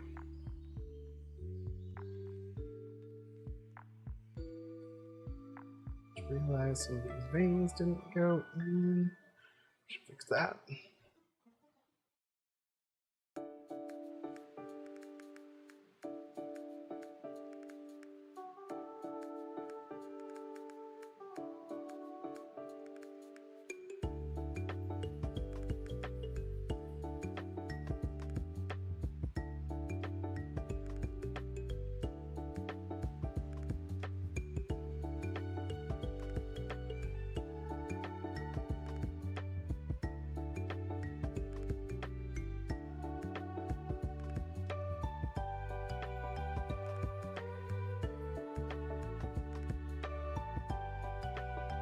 Once we get going with this, meaning like once we are finished up with this piece for the time being, before I cut it, we will jump over and work on looking at some biothane.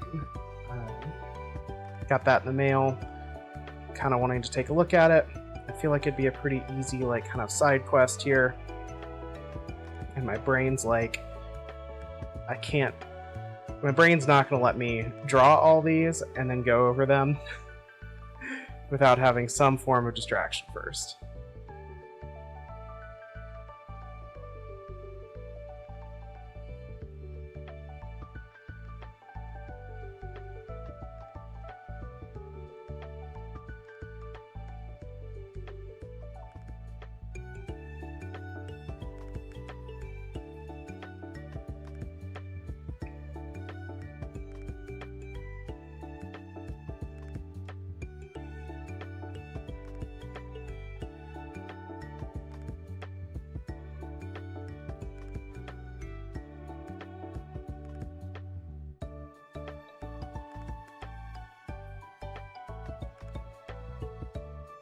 Okay.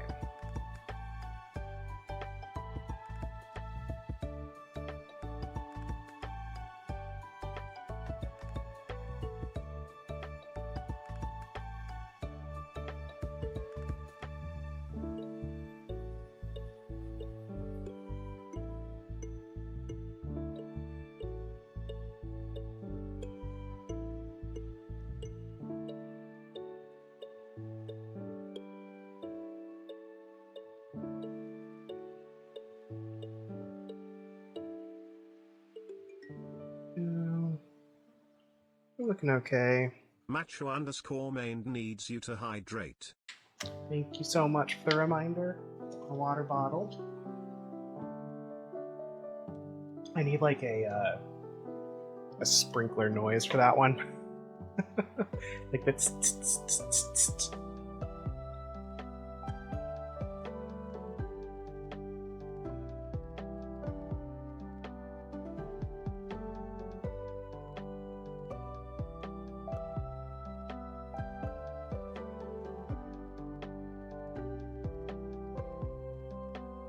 Okay.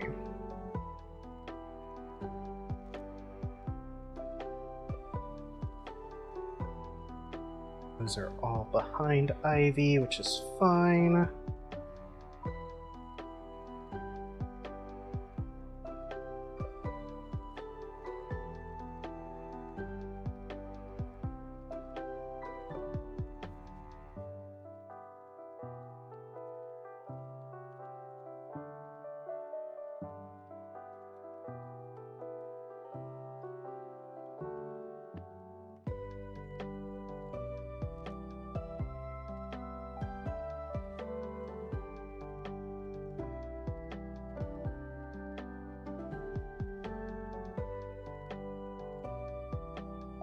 are.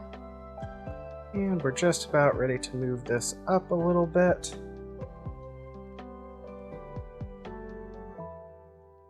Let's see. Go a little bit further here. Should take us just about to the edge of our feather lines.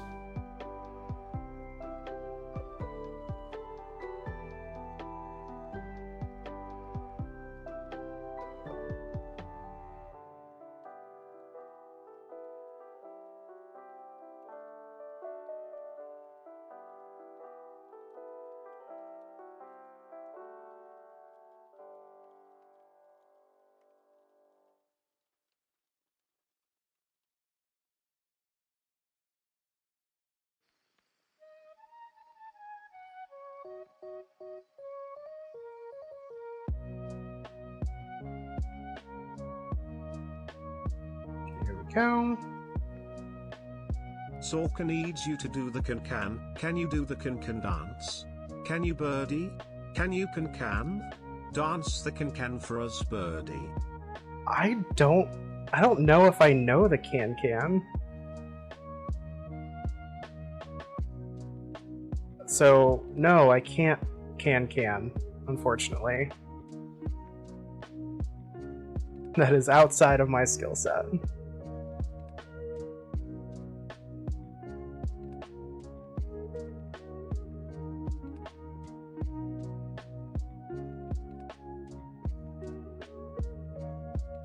Knee kick, swap sides. Knee kick, swap sides, knee. I guess I could do the can. Did I just like almost kick my workbench? Yes. Are we going to talk about that? No.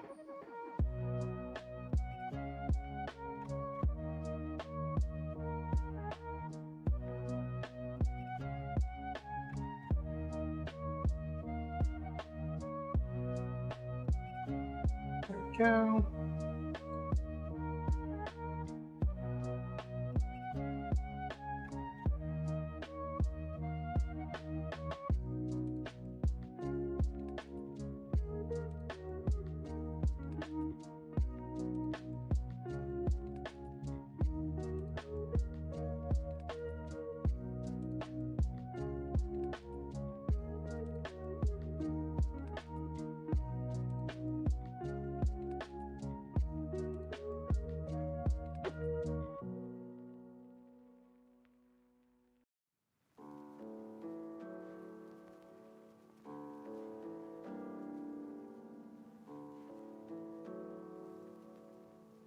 Go.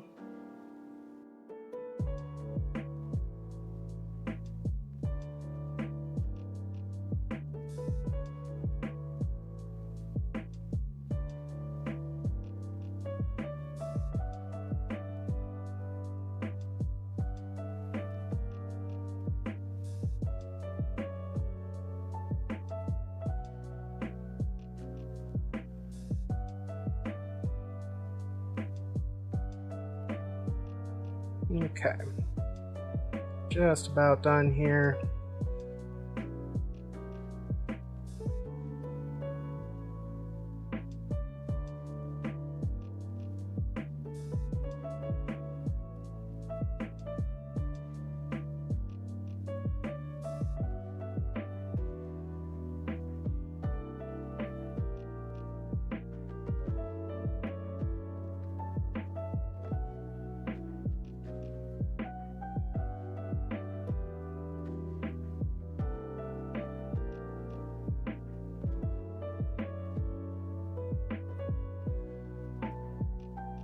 Okay, that is done.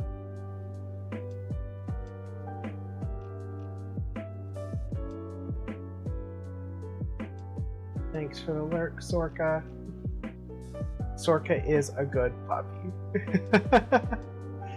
That is no, that is a redeem. That is what the dog do. What's puppy doing? Yep, so that is a channel points redeem. Okay, those are good. Still letting the scale collar dry. So let's take a look at biothin. So biothin is an interesting stuff.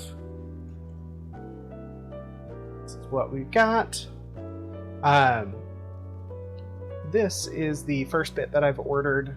I'm actually going to turn the projector off for now. What the just dog we don't doing? need it. There it is. What the dog doing? Oh yeah, it looks like the printer is currently off right now.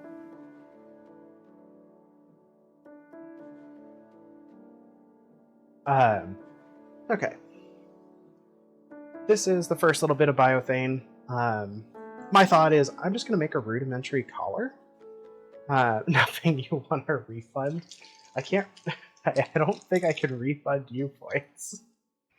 Also, you still got an answer. It just wasn't an answer you wanted. Sometimes the answer really just is nothing. Also, Victor's right. She's being a horse girl right now.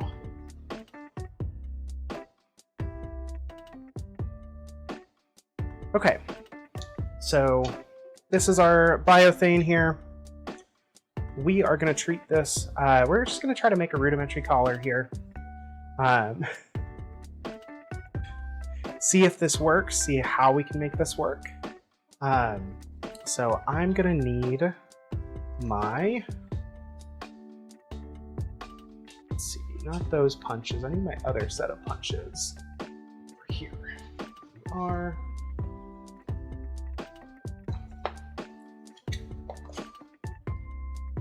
Want our 3/4 punch. Get that out. Everything I have done in research with biothane is that it behaves almost identically to leather. So punching, folding, all of that stuff should be pretty much the same. It won't fold as perfectly, just by the nature of the material it's made out of, but should get us pretty close. The first thing I want to do here is just see, can we mark it? We sure can. Let's give ourselves... No, that's the microplastics slowly infusing my body. I mean, they're doing that anyway. Have you seen the plastic water bottle I'm drinking from today? That's a foregone conclusion at this point. All right, because I'm going to work a little bit fast, and I don't really want to worry about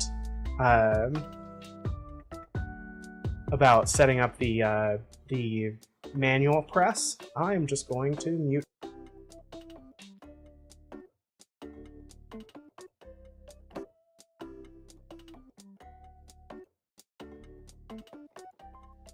There we go. So we can see the webbing inside. Let's see if I can hold that closer. Maybe get a focus here. Yeah, should be able to see that kind of white webbing in there.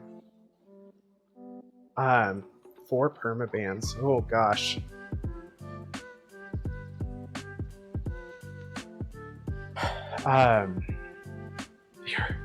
Sorka, that is a the earth will not claim us. Oh no. Victe, can I do anything? Is there anything I can help with? I do not mind jumping off if you just need some support.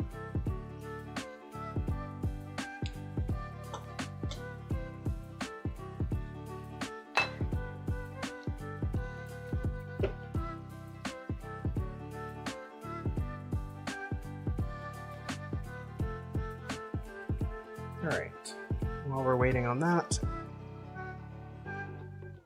I'm going to go ahead and mark our holes for punching.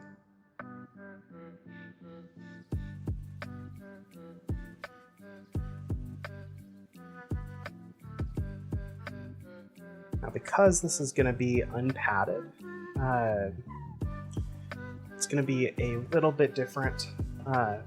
than I normally make for collars. We're going to do those, but we also are going to have to cut a separate piece to attach to the front to actually hold our D-ring. However, to get there, we want to first make sure that we have it at collar length.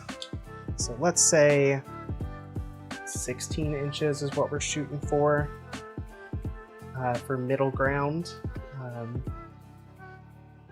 So if 20s are 0, we're looking at 36. So let's put that right smack in the middle here. Go back to our 20 mark, way over on this end.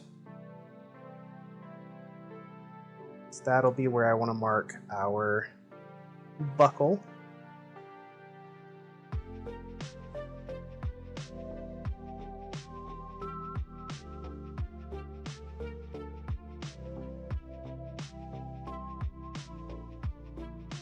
That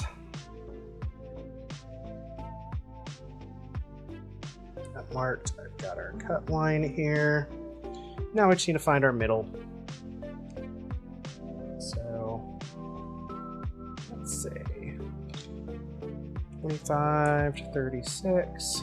We're looking at 25 to 37. We're looking at 12 inches, so 6. 31's our midpoint here.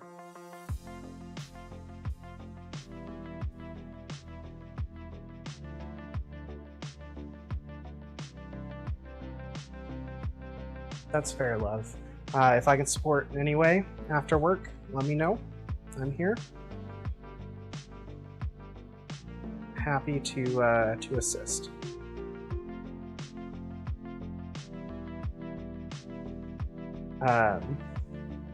Okay, we got our holes marked here. Let's grab our shears. Wherever the hell I put my shears, there they are.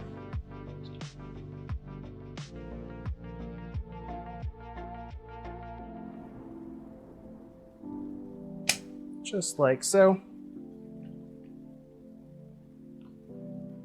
So here's the start of our collar. Now the other thing we'll need to do is we also want to make sure we have that extra punch piece.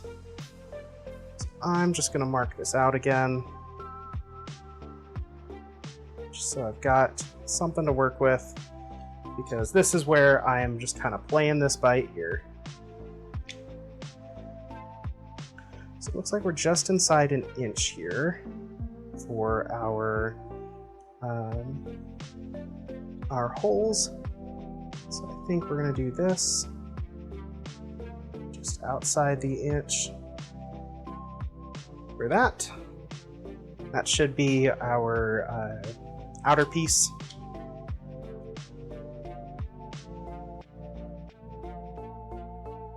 Taco Bell's good shit. We're here for Taco Bell. That's what we want to grab. That's what we'll grab. Okay, muting again just because we're going to do another bit of hammering. Should be the second to last major hammering we're going to do. Might try to do all of it at once.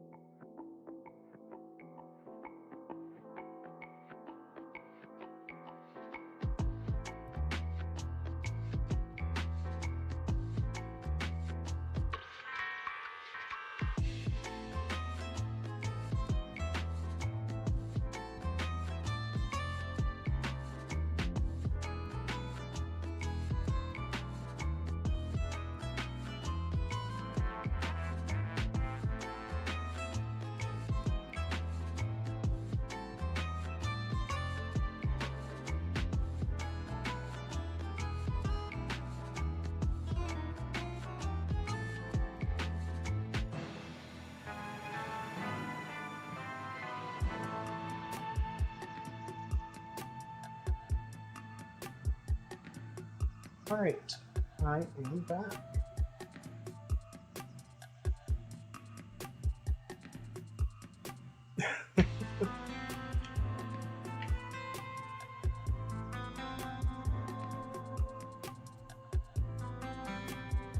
Sorka, you just don't understand the joys of Taco Bell runs.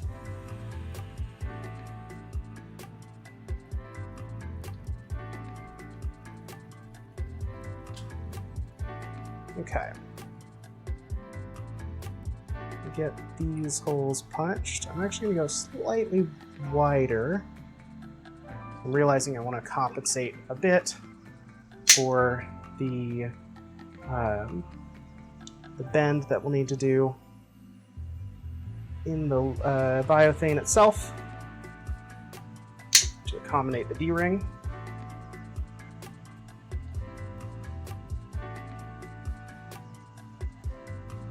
Sorka, if it's messing you up that bad, you just need to get good. You need to upgrade your digestive system to be able to handle it.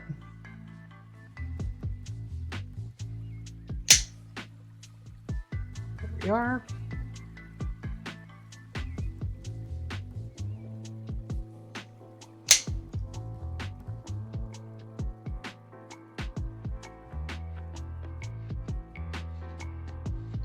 Stuff is a little more obnoxious to actually punch holes through. We'll say that. Don't need you because there's no backing to work with. So we are just gonna wipe that off. Yeah, grip strength. It's absolutely a little bit of a grip strength workout.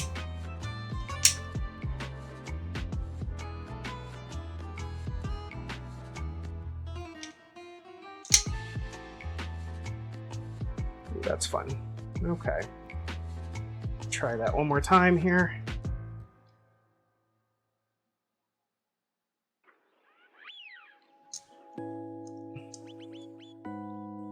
I'm definitely at a point where it's about time to grab a tool and sharpen this whole punch, at least for this particular size.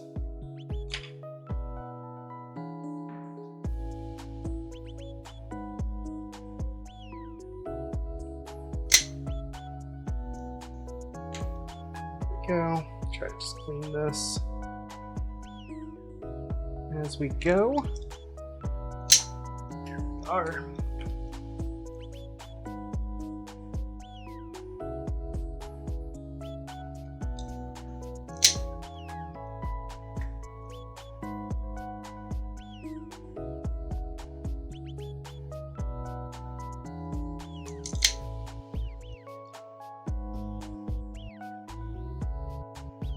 Go.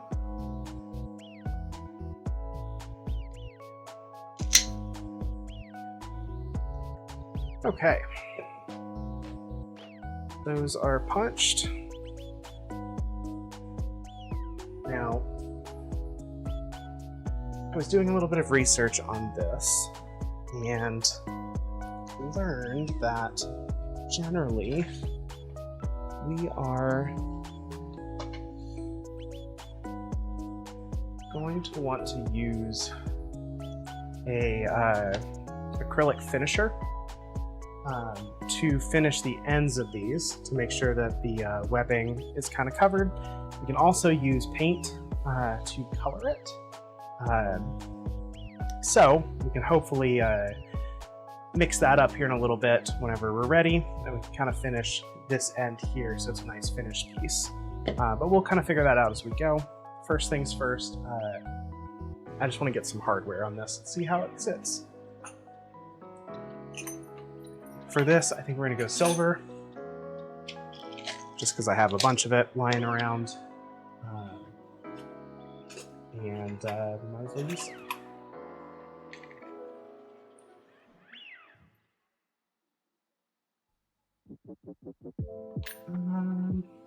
I do wonder, where is my little awl here? Find it. I'm going to use it to try to clean out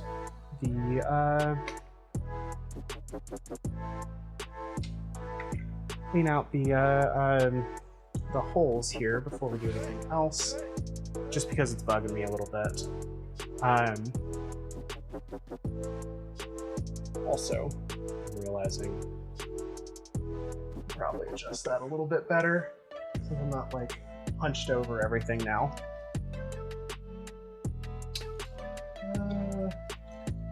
Chat, have you seen where my what you call it? Have you seen where my awl went?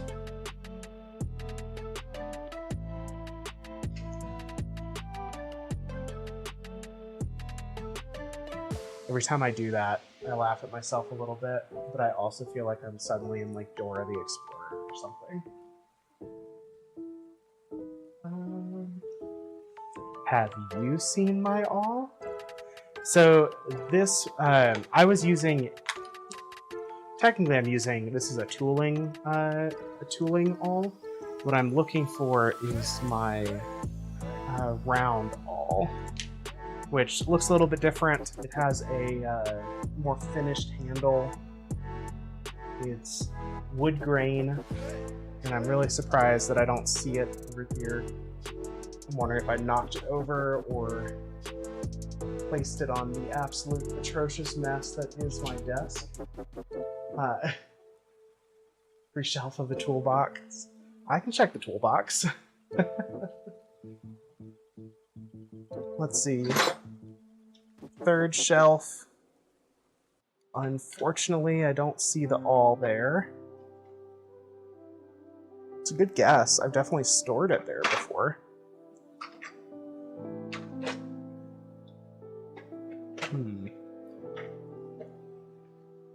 I can probably work without it, but it kind of would be the nice tool for this particular task.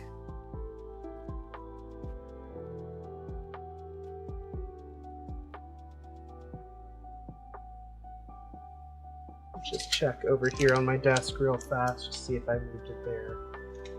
Doesn't look like it though. Okay, I'm not going to worry about it too much right now. I can use some other stuff that'll do much the same job. Let's see if this, maybe. First thing I'm going to try, can I burn some of that webbing out?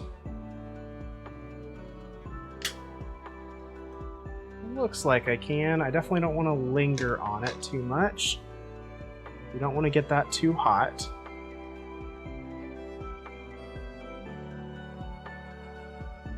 Interesting. We're learning a lot about this material.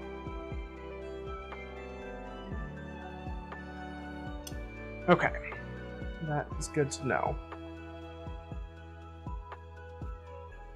It's got some heat tolerance, but not a whole lot.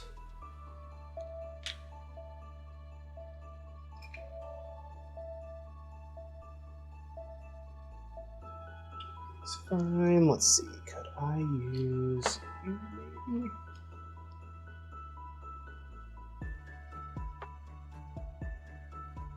Maybe. Try to clean the holes out a little bit.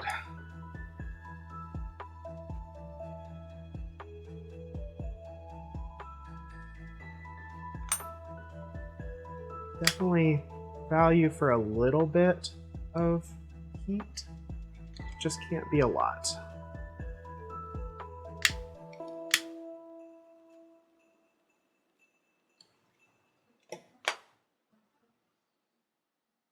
Bring me education. Also holds on to heat a long time. That's interesting to know too.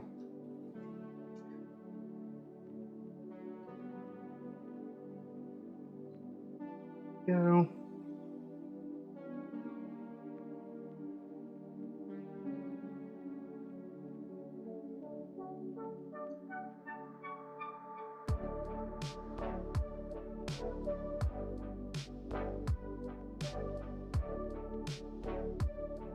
Just pull some of this stuff out here.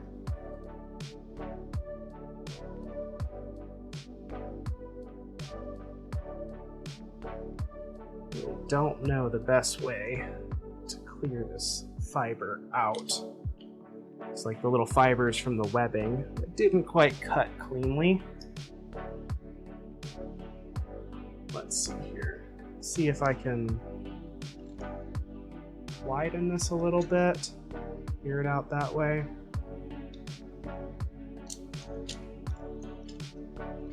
Maybe.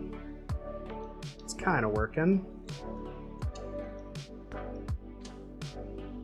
It's really only on these smaller holes, which is kind of not surprising. Like I said, this hole punch is not as sharp as it could be for this particular size of punch. So it needs to be sharpened. But that might have done something there.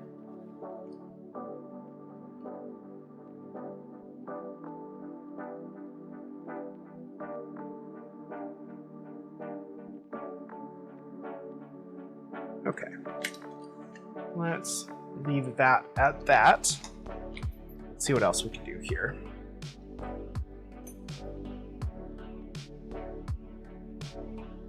So let's grab some of our Chicago screws here. Just gonna see if we can't set these. I'm gonna undo, whatever I do, I'm gonna undo here in a minute, so I can try to finish off the edges of the biothane and make it look nice. But I do want to do a test fit of everything. Go.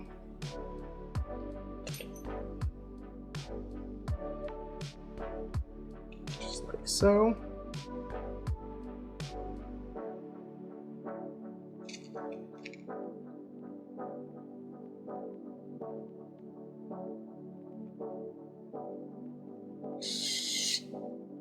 There we are.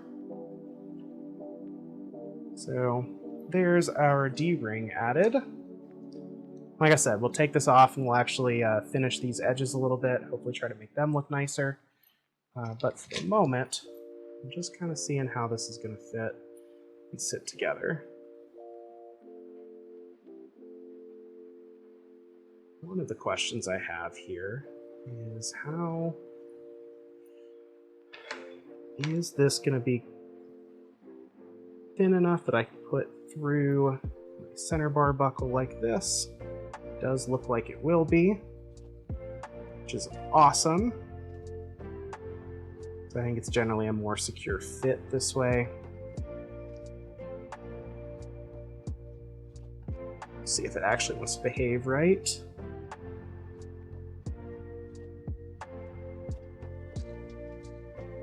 Go.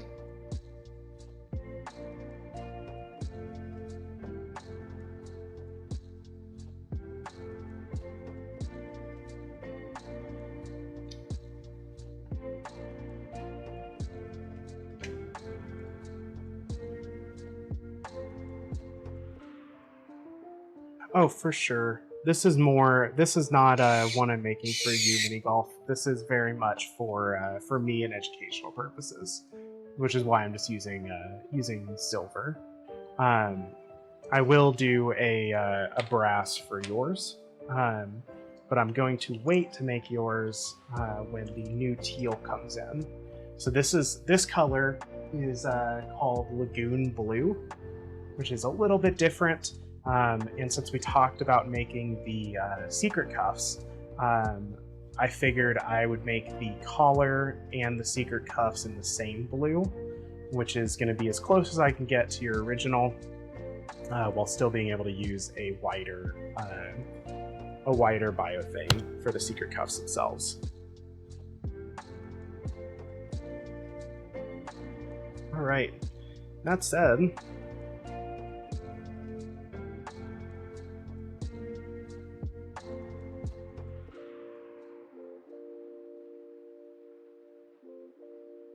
without any other like fanfare or specialty stuff, that is a very simple biothane collar.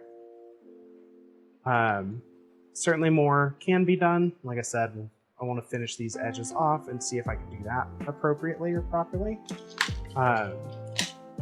But for general, like just test fitting purposes, I think we're looking pretty good.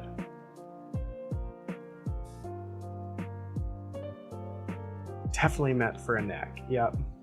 I think what I will do though is I'm actually going to change how I have this set up. This leather will, or this biothane will work like this. However, I'm noticing that it's a little thick to do it comfortably. So we're going to switch it the other way to give it a little more breathing room. See if the buckle functions a little bit better like that. Sometimes it does. And I'm willing to bet it will here.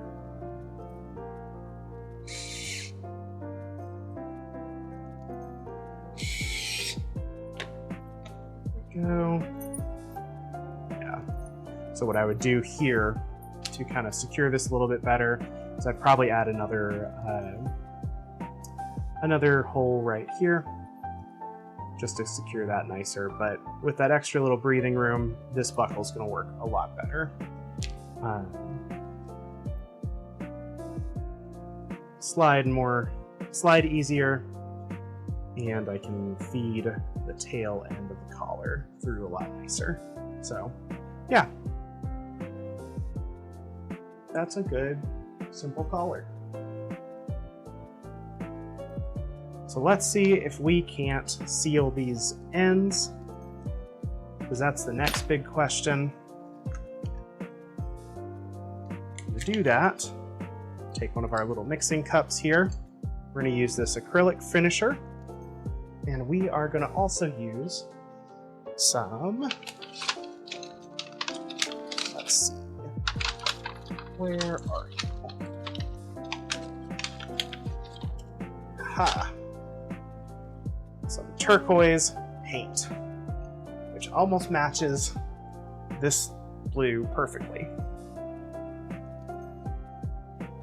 I was at the store today and I saw this and I was like, this is actually exactly what I need.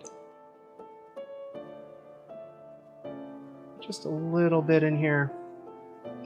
Honestly, that even is probably a little too much for the small amount we're going to do. If we want to use a little bit of a finisher here, mix this in nicely here in a second. It's supposed to be like a 1-to-1 ratio, so a little bit more.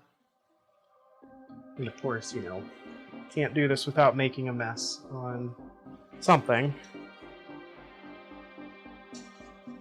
Wipe that up. And we'll just grab any old brush here. Hi,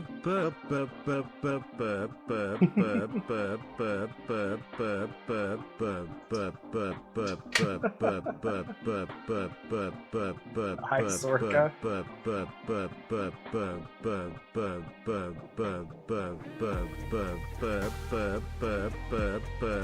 Yeah. Uh-huh. Well stated.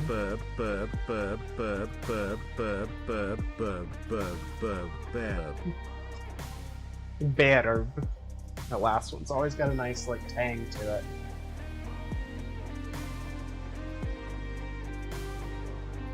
Okay. Try to keep my hand steady here while I do a quick paint on this. Might even see if I can zoom in for y'all. Let's see here.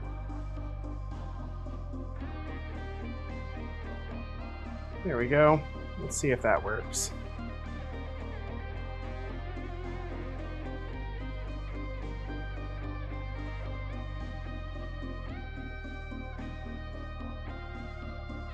So this sealer will hopefully match the color nicely, but it's also just going to serve to protect these fibers that are sticking out.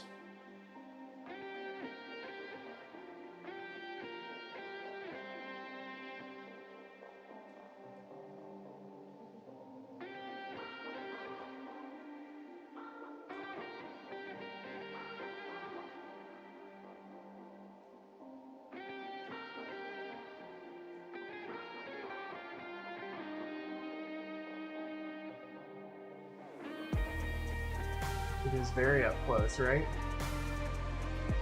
Frustratingly, it doesn't seem to want to focus. Come on. You can do it. I believe in you. It's kind of focused. Yeah, we're just going to basically add a few coats of this. We'll let it dry. And then we're just going to see kind of where it's sitting at that point.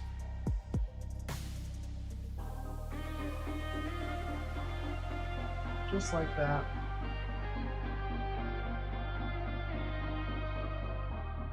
Set that down for now.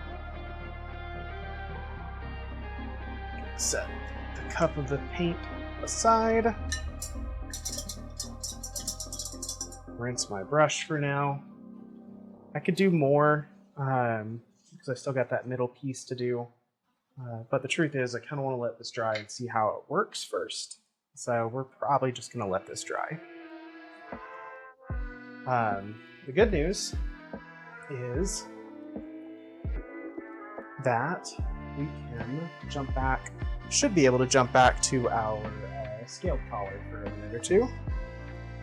See how that's doing while I set this aside.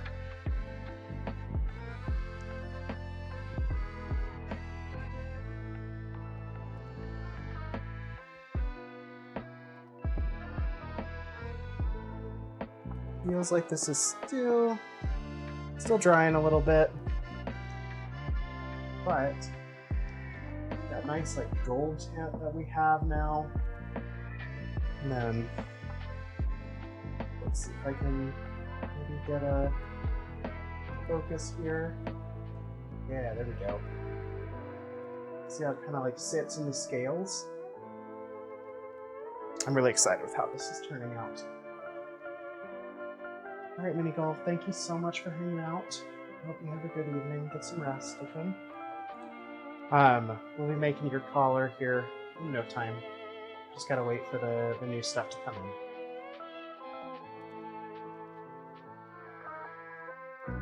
in. Okay. That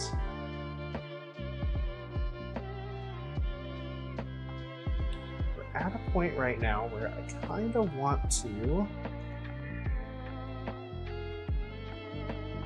Let's see, I guess for whoever's still here hanging out with me, what do we want to focus on? Do we want to look at our key fobs? We have the paddle key fobs that we worked on.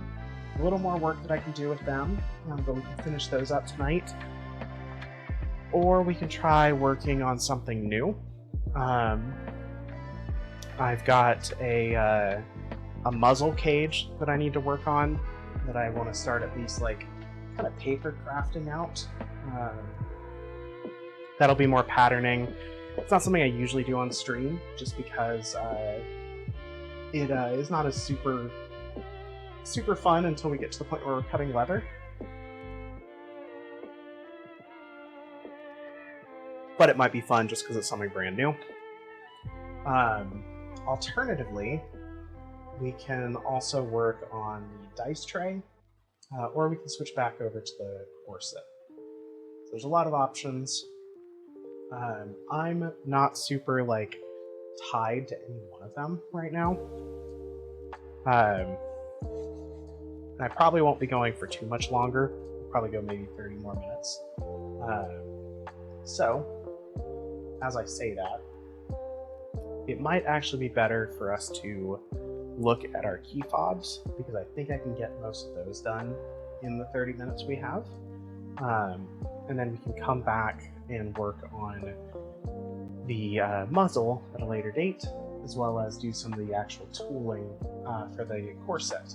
The next time we do the corset, I'm hopefully going to have done more of the drawing for the other panels, so those are done, and we can actually focus on the tooling itself, which is going to be a much more interesting process. So for the time being, let's grab those key fobs over here. So we have been doing something a little bit different for these.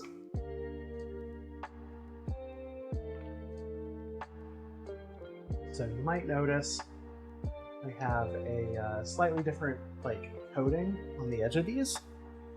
That is because we have something called edge coat. Edge coat is like a rubbery black substance that we can put on the edge of all of these key fobs here. Looks like I missed that one. Put on the edge of all the key fobs and really kind of just finish and seal these off. We've done one coat on everything with the exception of this one, which I have done 2 coats on. And so we're going to go through and basically just put the second coat on all of these. And we'll probably do that instead of stitching every one of them.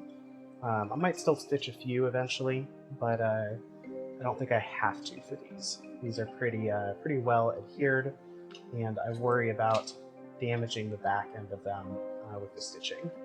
So kind of on the fence on whether or not I want to stitch all of them. Now for edge coat, I am going to want gloves again, at least a glove. And then I'm going to want my file.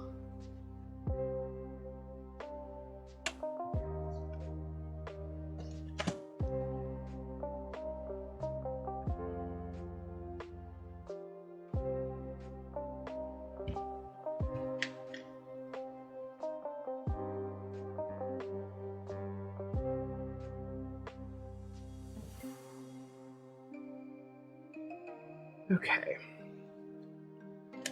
Glove on here, just so we don't make a huge mess.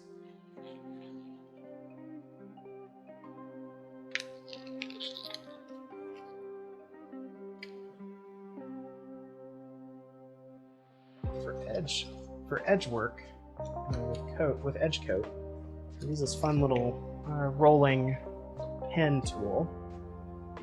This will kind of give us that edge that we're looking for.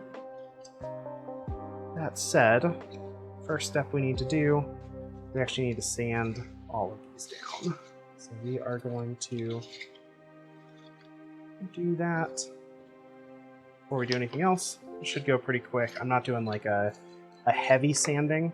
It's very much just a quick sand to kind of just smooth the bits out, which will take that edge coat nicer and make a more even surface at the end.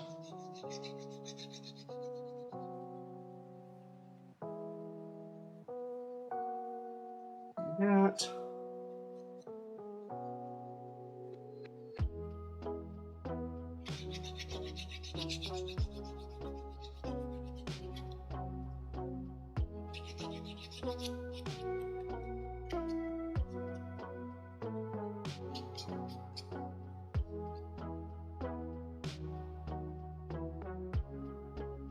Go. I'm not really going to worry too much about the handle, just because that's not like hugely important that this part's smooth. I want this part, the paddle portion, to be nice and smooth. The handle will kind of be up the top center where keys are on the key ring, but this is going to be most likely to brush against people. I want to make sure that this is nice and comfortably smooth.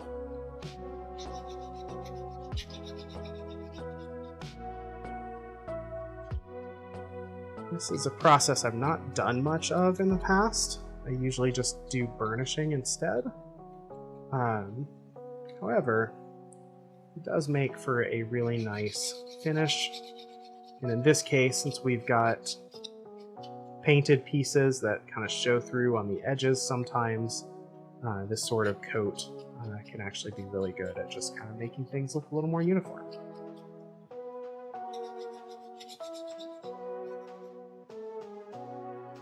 Just giving this a nice sand. Try to make sure all of the like rough edges are smoothed over.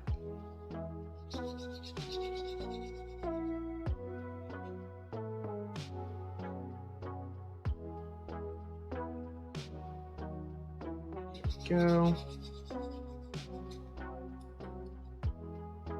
Just like so.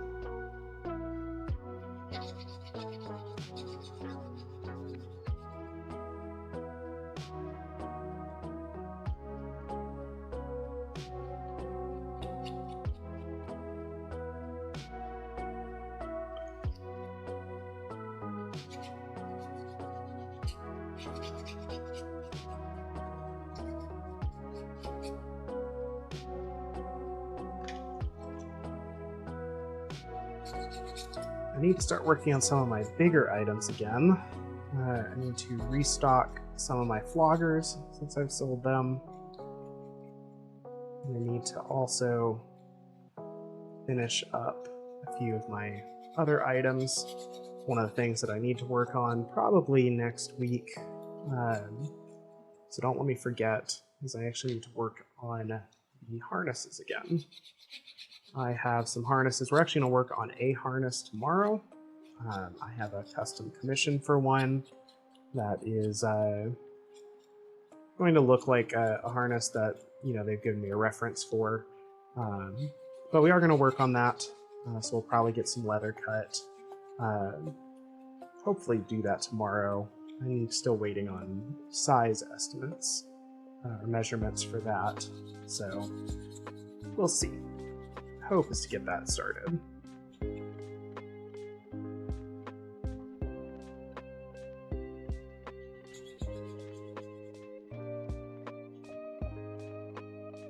we go.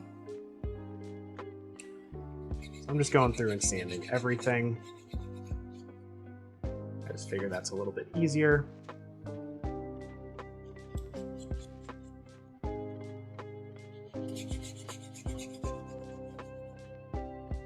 Go. A little bit smoother stuff to work with here.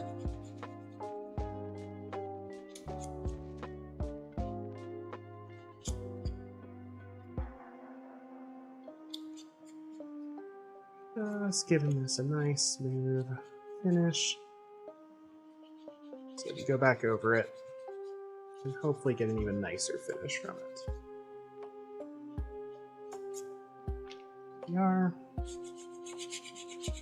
The other thing we can do with these, probably not tonight, but soon, will be to finish them off by actually putting the grommet in the little hole there, just to help ensure that that never rips.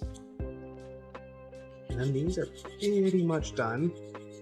A bunch of little tiny paddle key rings or key charms. Definitely still need to make a few more.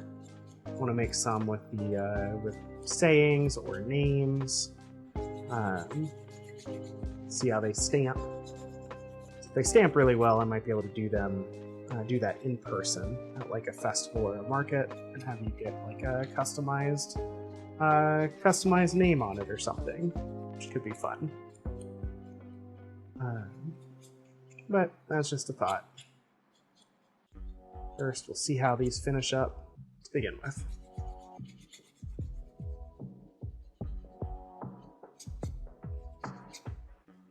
There we go. Just 3 more to go.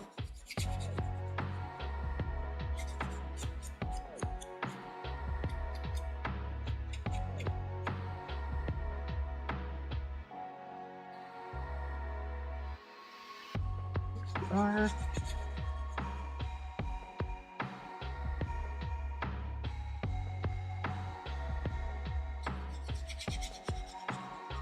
Nearly there, just 2 more to go in total.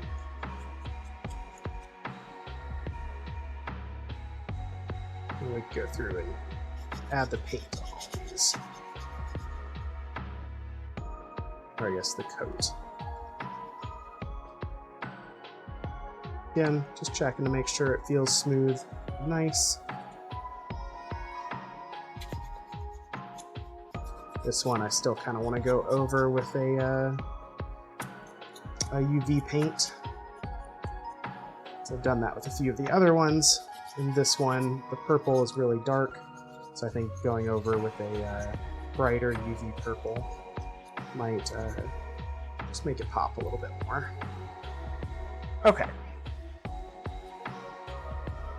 So now we get to go through and paint all of these edges.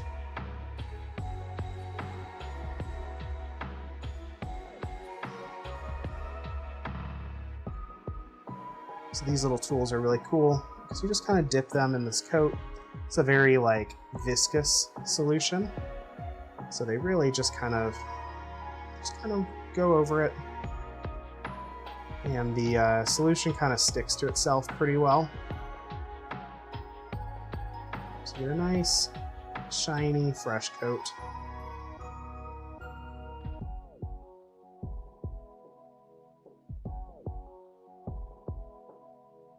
I want to make sure we go over everything, try to get every little nook and cranny here.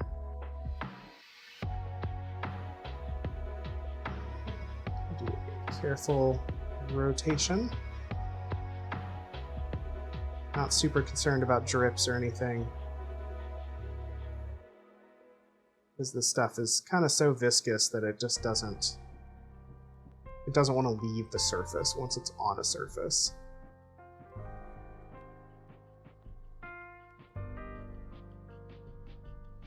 It certainly can drip, it's just not likely to.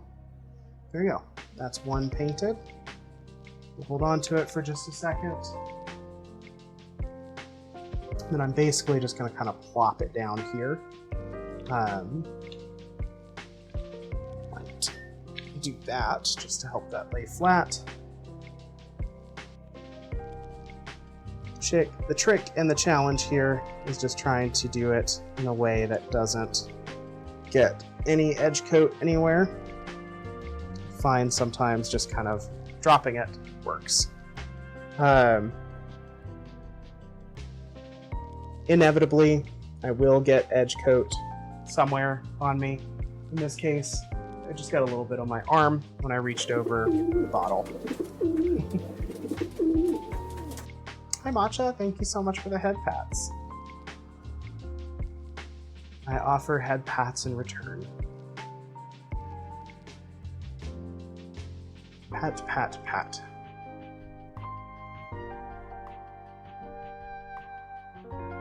Okay. Go through here.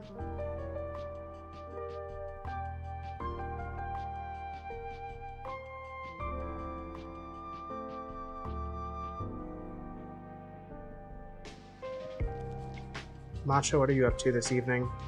Doing anything special? I'm just kind of unwinding and relaxing.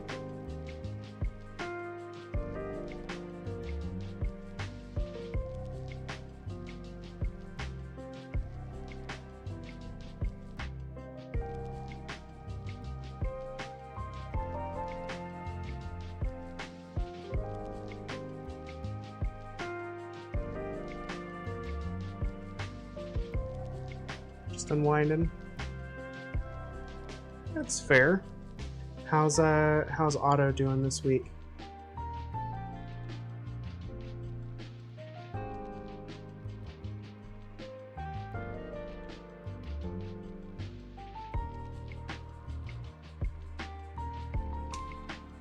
Got that.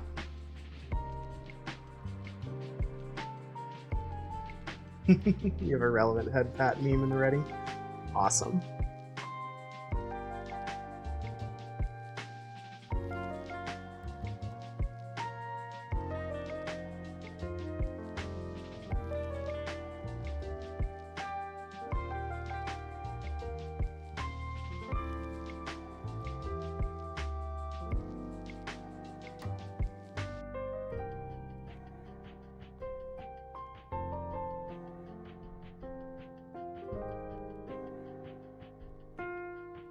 Full rotation.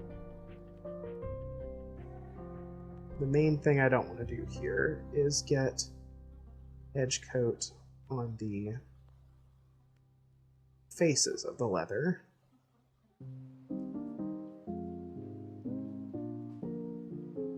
Make sure it stays only on the edges.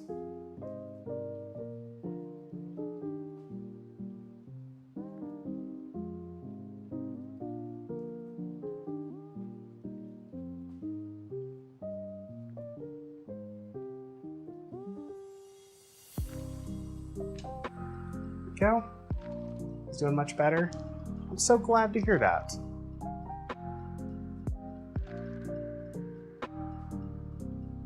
That's honestly really, really good to hear. It's great to see like when the right meds at the right doses start working. It's really nice to see that happen.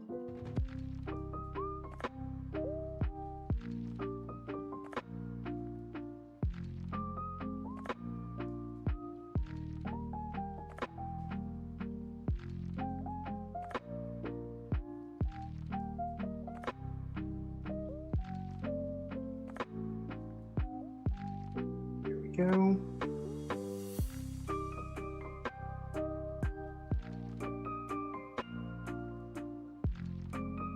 Careful rotation.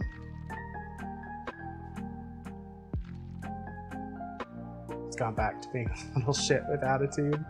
Hell yeah. That's always a good sign.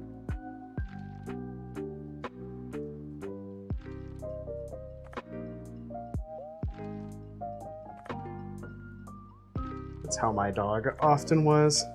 You could always tell that he wasn't feeling good when he was just, you know, quiet and wanting to sleep. The moment he started acting like a little shit, it's like, oh yeah, you're feeling better, aren't you, bud?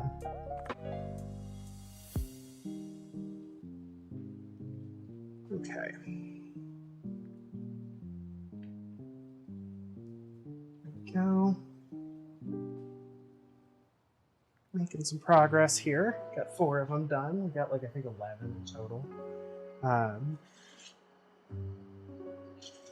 So like I said, we'll get through these and we will probably call it a night here.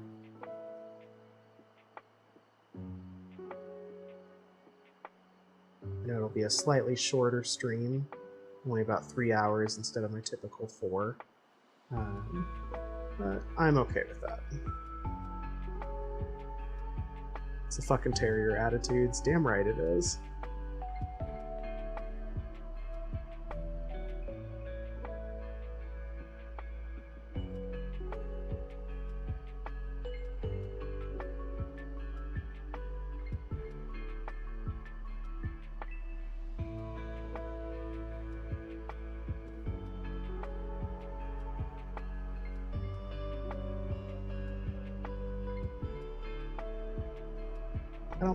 I don't think my dog had any terrier in him.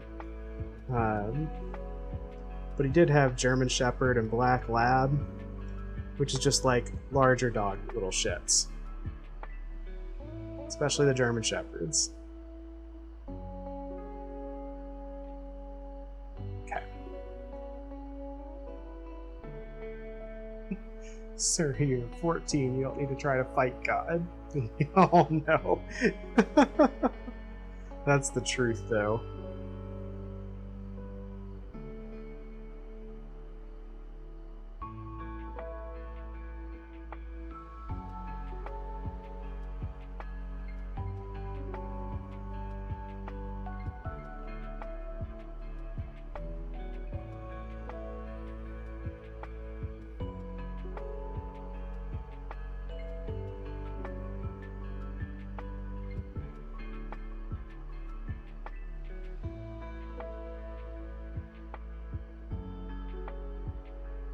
Go.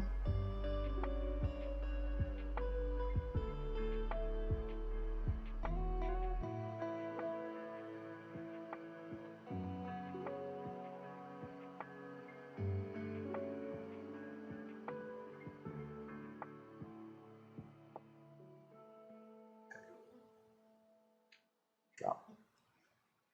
Okay. Doing well. Yeah, German Shepherds have a lot of sass. They're a lot of fun, but they've got so much sass.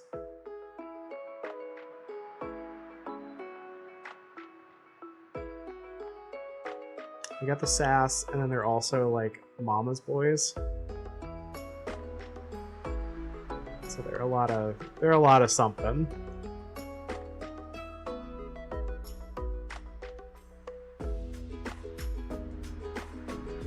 For a smart dog, they lack a lot of brains, and it's really funny.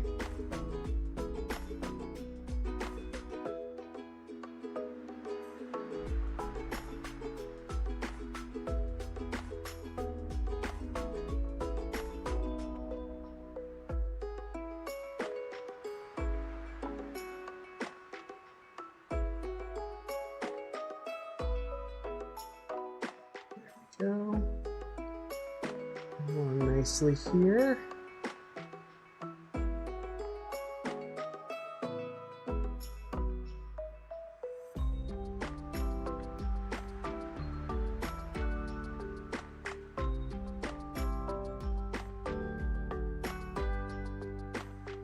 Yes, this is the one that I forgot to do the first coat on.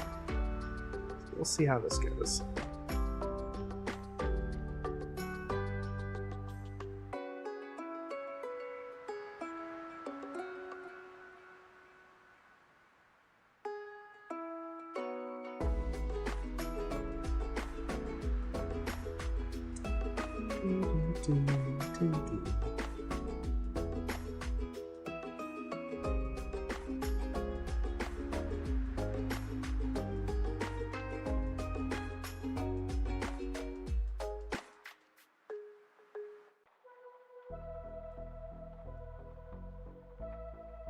So the other nice thing about edge coat here is that this will actually protect the leather a fair bit.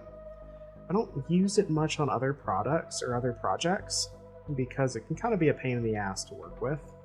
I am, however, going to start working on a belt here soon, and I will probably use some edge coat to finish the edges of that belt. Because it's going to be black, so I have the right color for it, and should provide a really nice finishing coat that will be good, look good, and should be very durable. That's the other kind of nice feature of edge coat, is that it just is a durable material.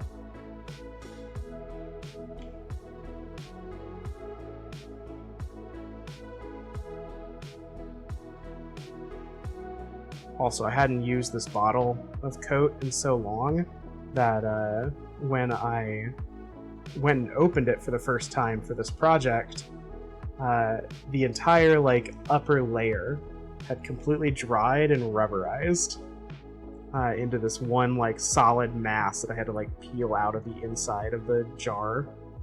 It was kind of cool in a weird oh, this feels like snot kind of way.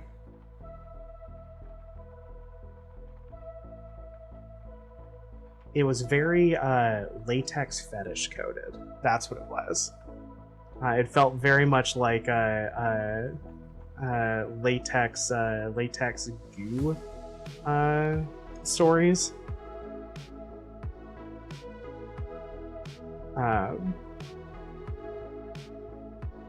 That's kind of what it felt like. Fun material.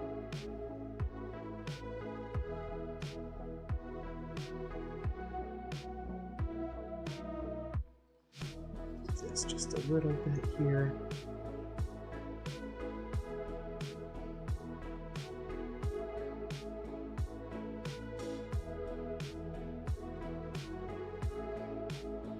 Honestly, this stuff behaves a lot like the art I've seen of that sort of thing. It very much likes to stick to stuff. When you apply it, it just kind of rolls right on and kind of climbs up a material.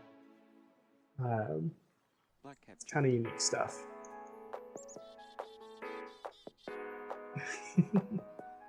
It does. I agree. It's good shit. Definitely read and seen my fair share of it. I don't have any latex. I have thought about actually getting into making latex gear. It's actually not that difficult. You just kind of need a foundational knowledge of clothing design. But there's no stitching involved. It's all glue, like PVC glue, which kind of interests me. It's just a matter of getting into it and actually trying it. I have too many things on my list right now.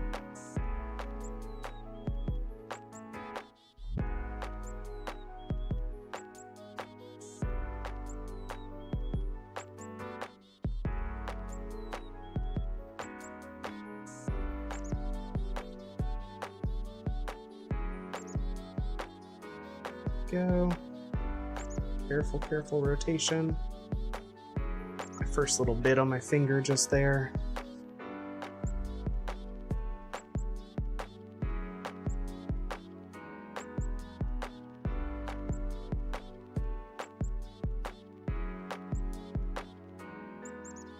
Here we go. I'm still edging, yep. Still edging. Talking about latex as a material and something that I wouldn't mind learning how to work with in the future. Basically, this material, this edge coat, kind of acts like a kind of a viscous latex, kind of like you'd see in the fetish art, which is kind of what got us onto that topic. But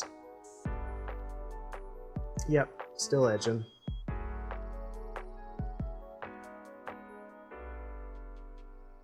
What are y'all up to tonight, Star?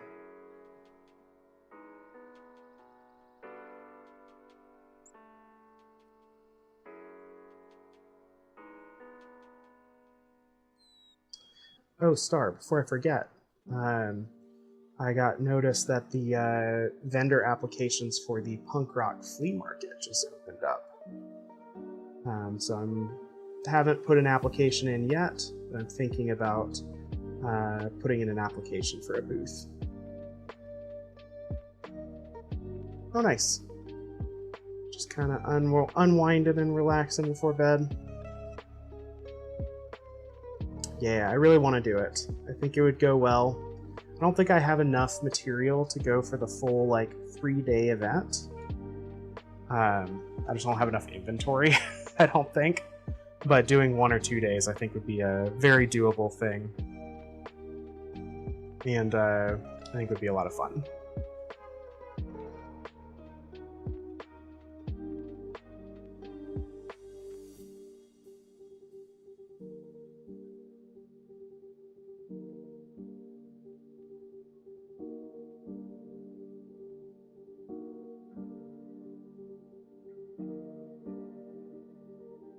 It is September 25th, 26th, and 27th.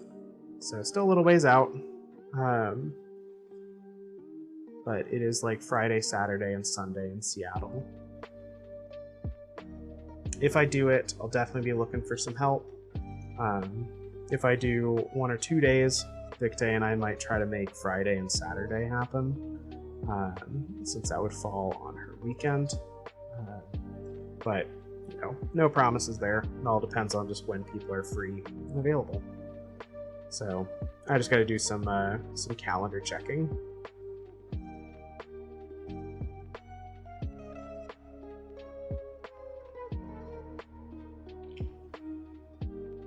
Okay, on to the final 4 here.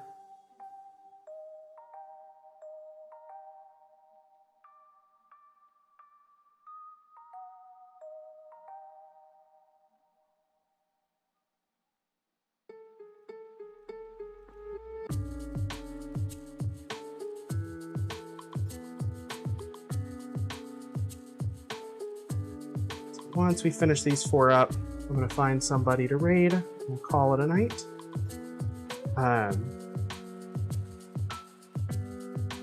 As usual, thank you everybody for hanging out tonight. I really appreciate the company. I appreciate that y'all have been following me and hanging out with me for like 3 months now. That's just still crazy to me. And I hope this is still like peaceful and entertaining and relaxing,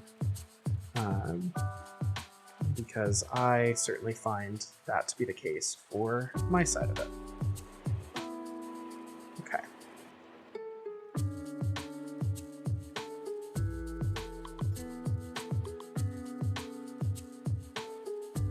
What are you thinking, Star? The hard part about me coming up there is that I don't want to haul a bunch of my tools up. So my goal is to have most everything done before I head up that way. But if you have something you wanted to work on, or if there was something I could do relatively tool free or just like with minimal tools, then I would be open to the idea.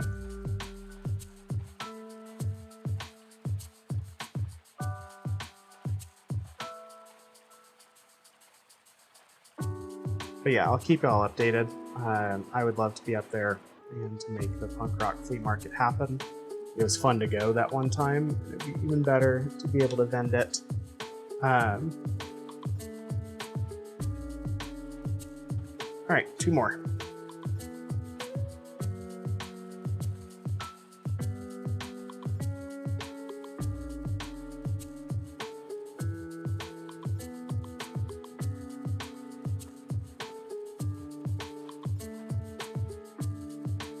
Nearly done.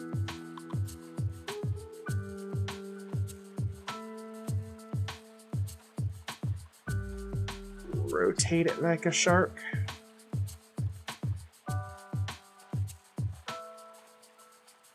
I have no idea how this looks on the camera. Hopefully it's not like a terrible view, because I know I haven't zoomed in. But hopefully y'all can still see a little bit of what I'm doing. All right, last one.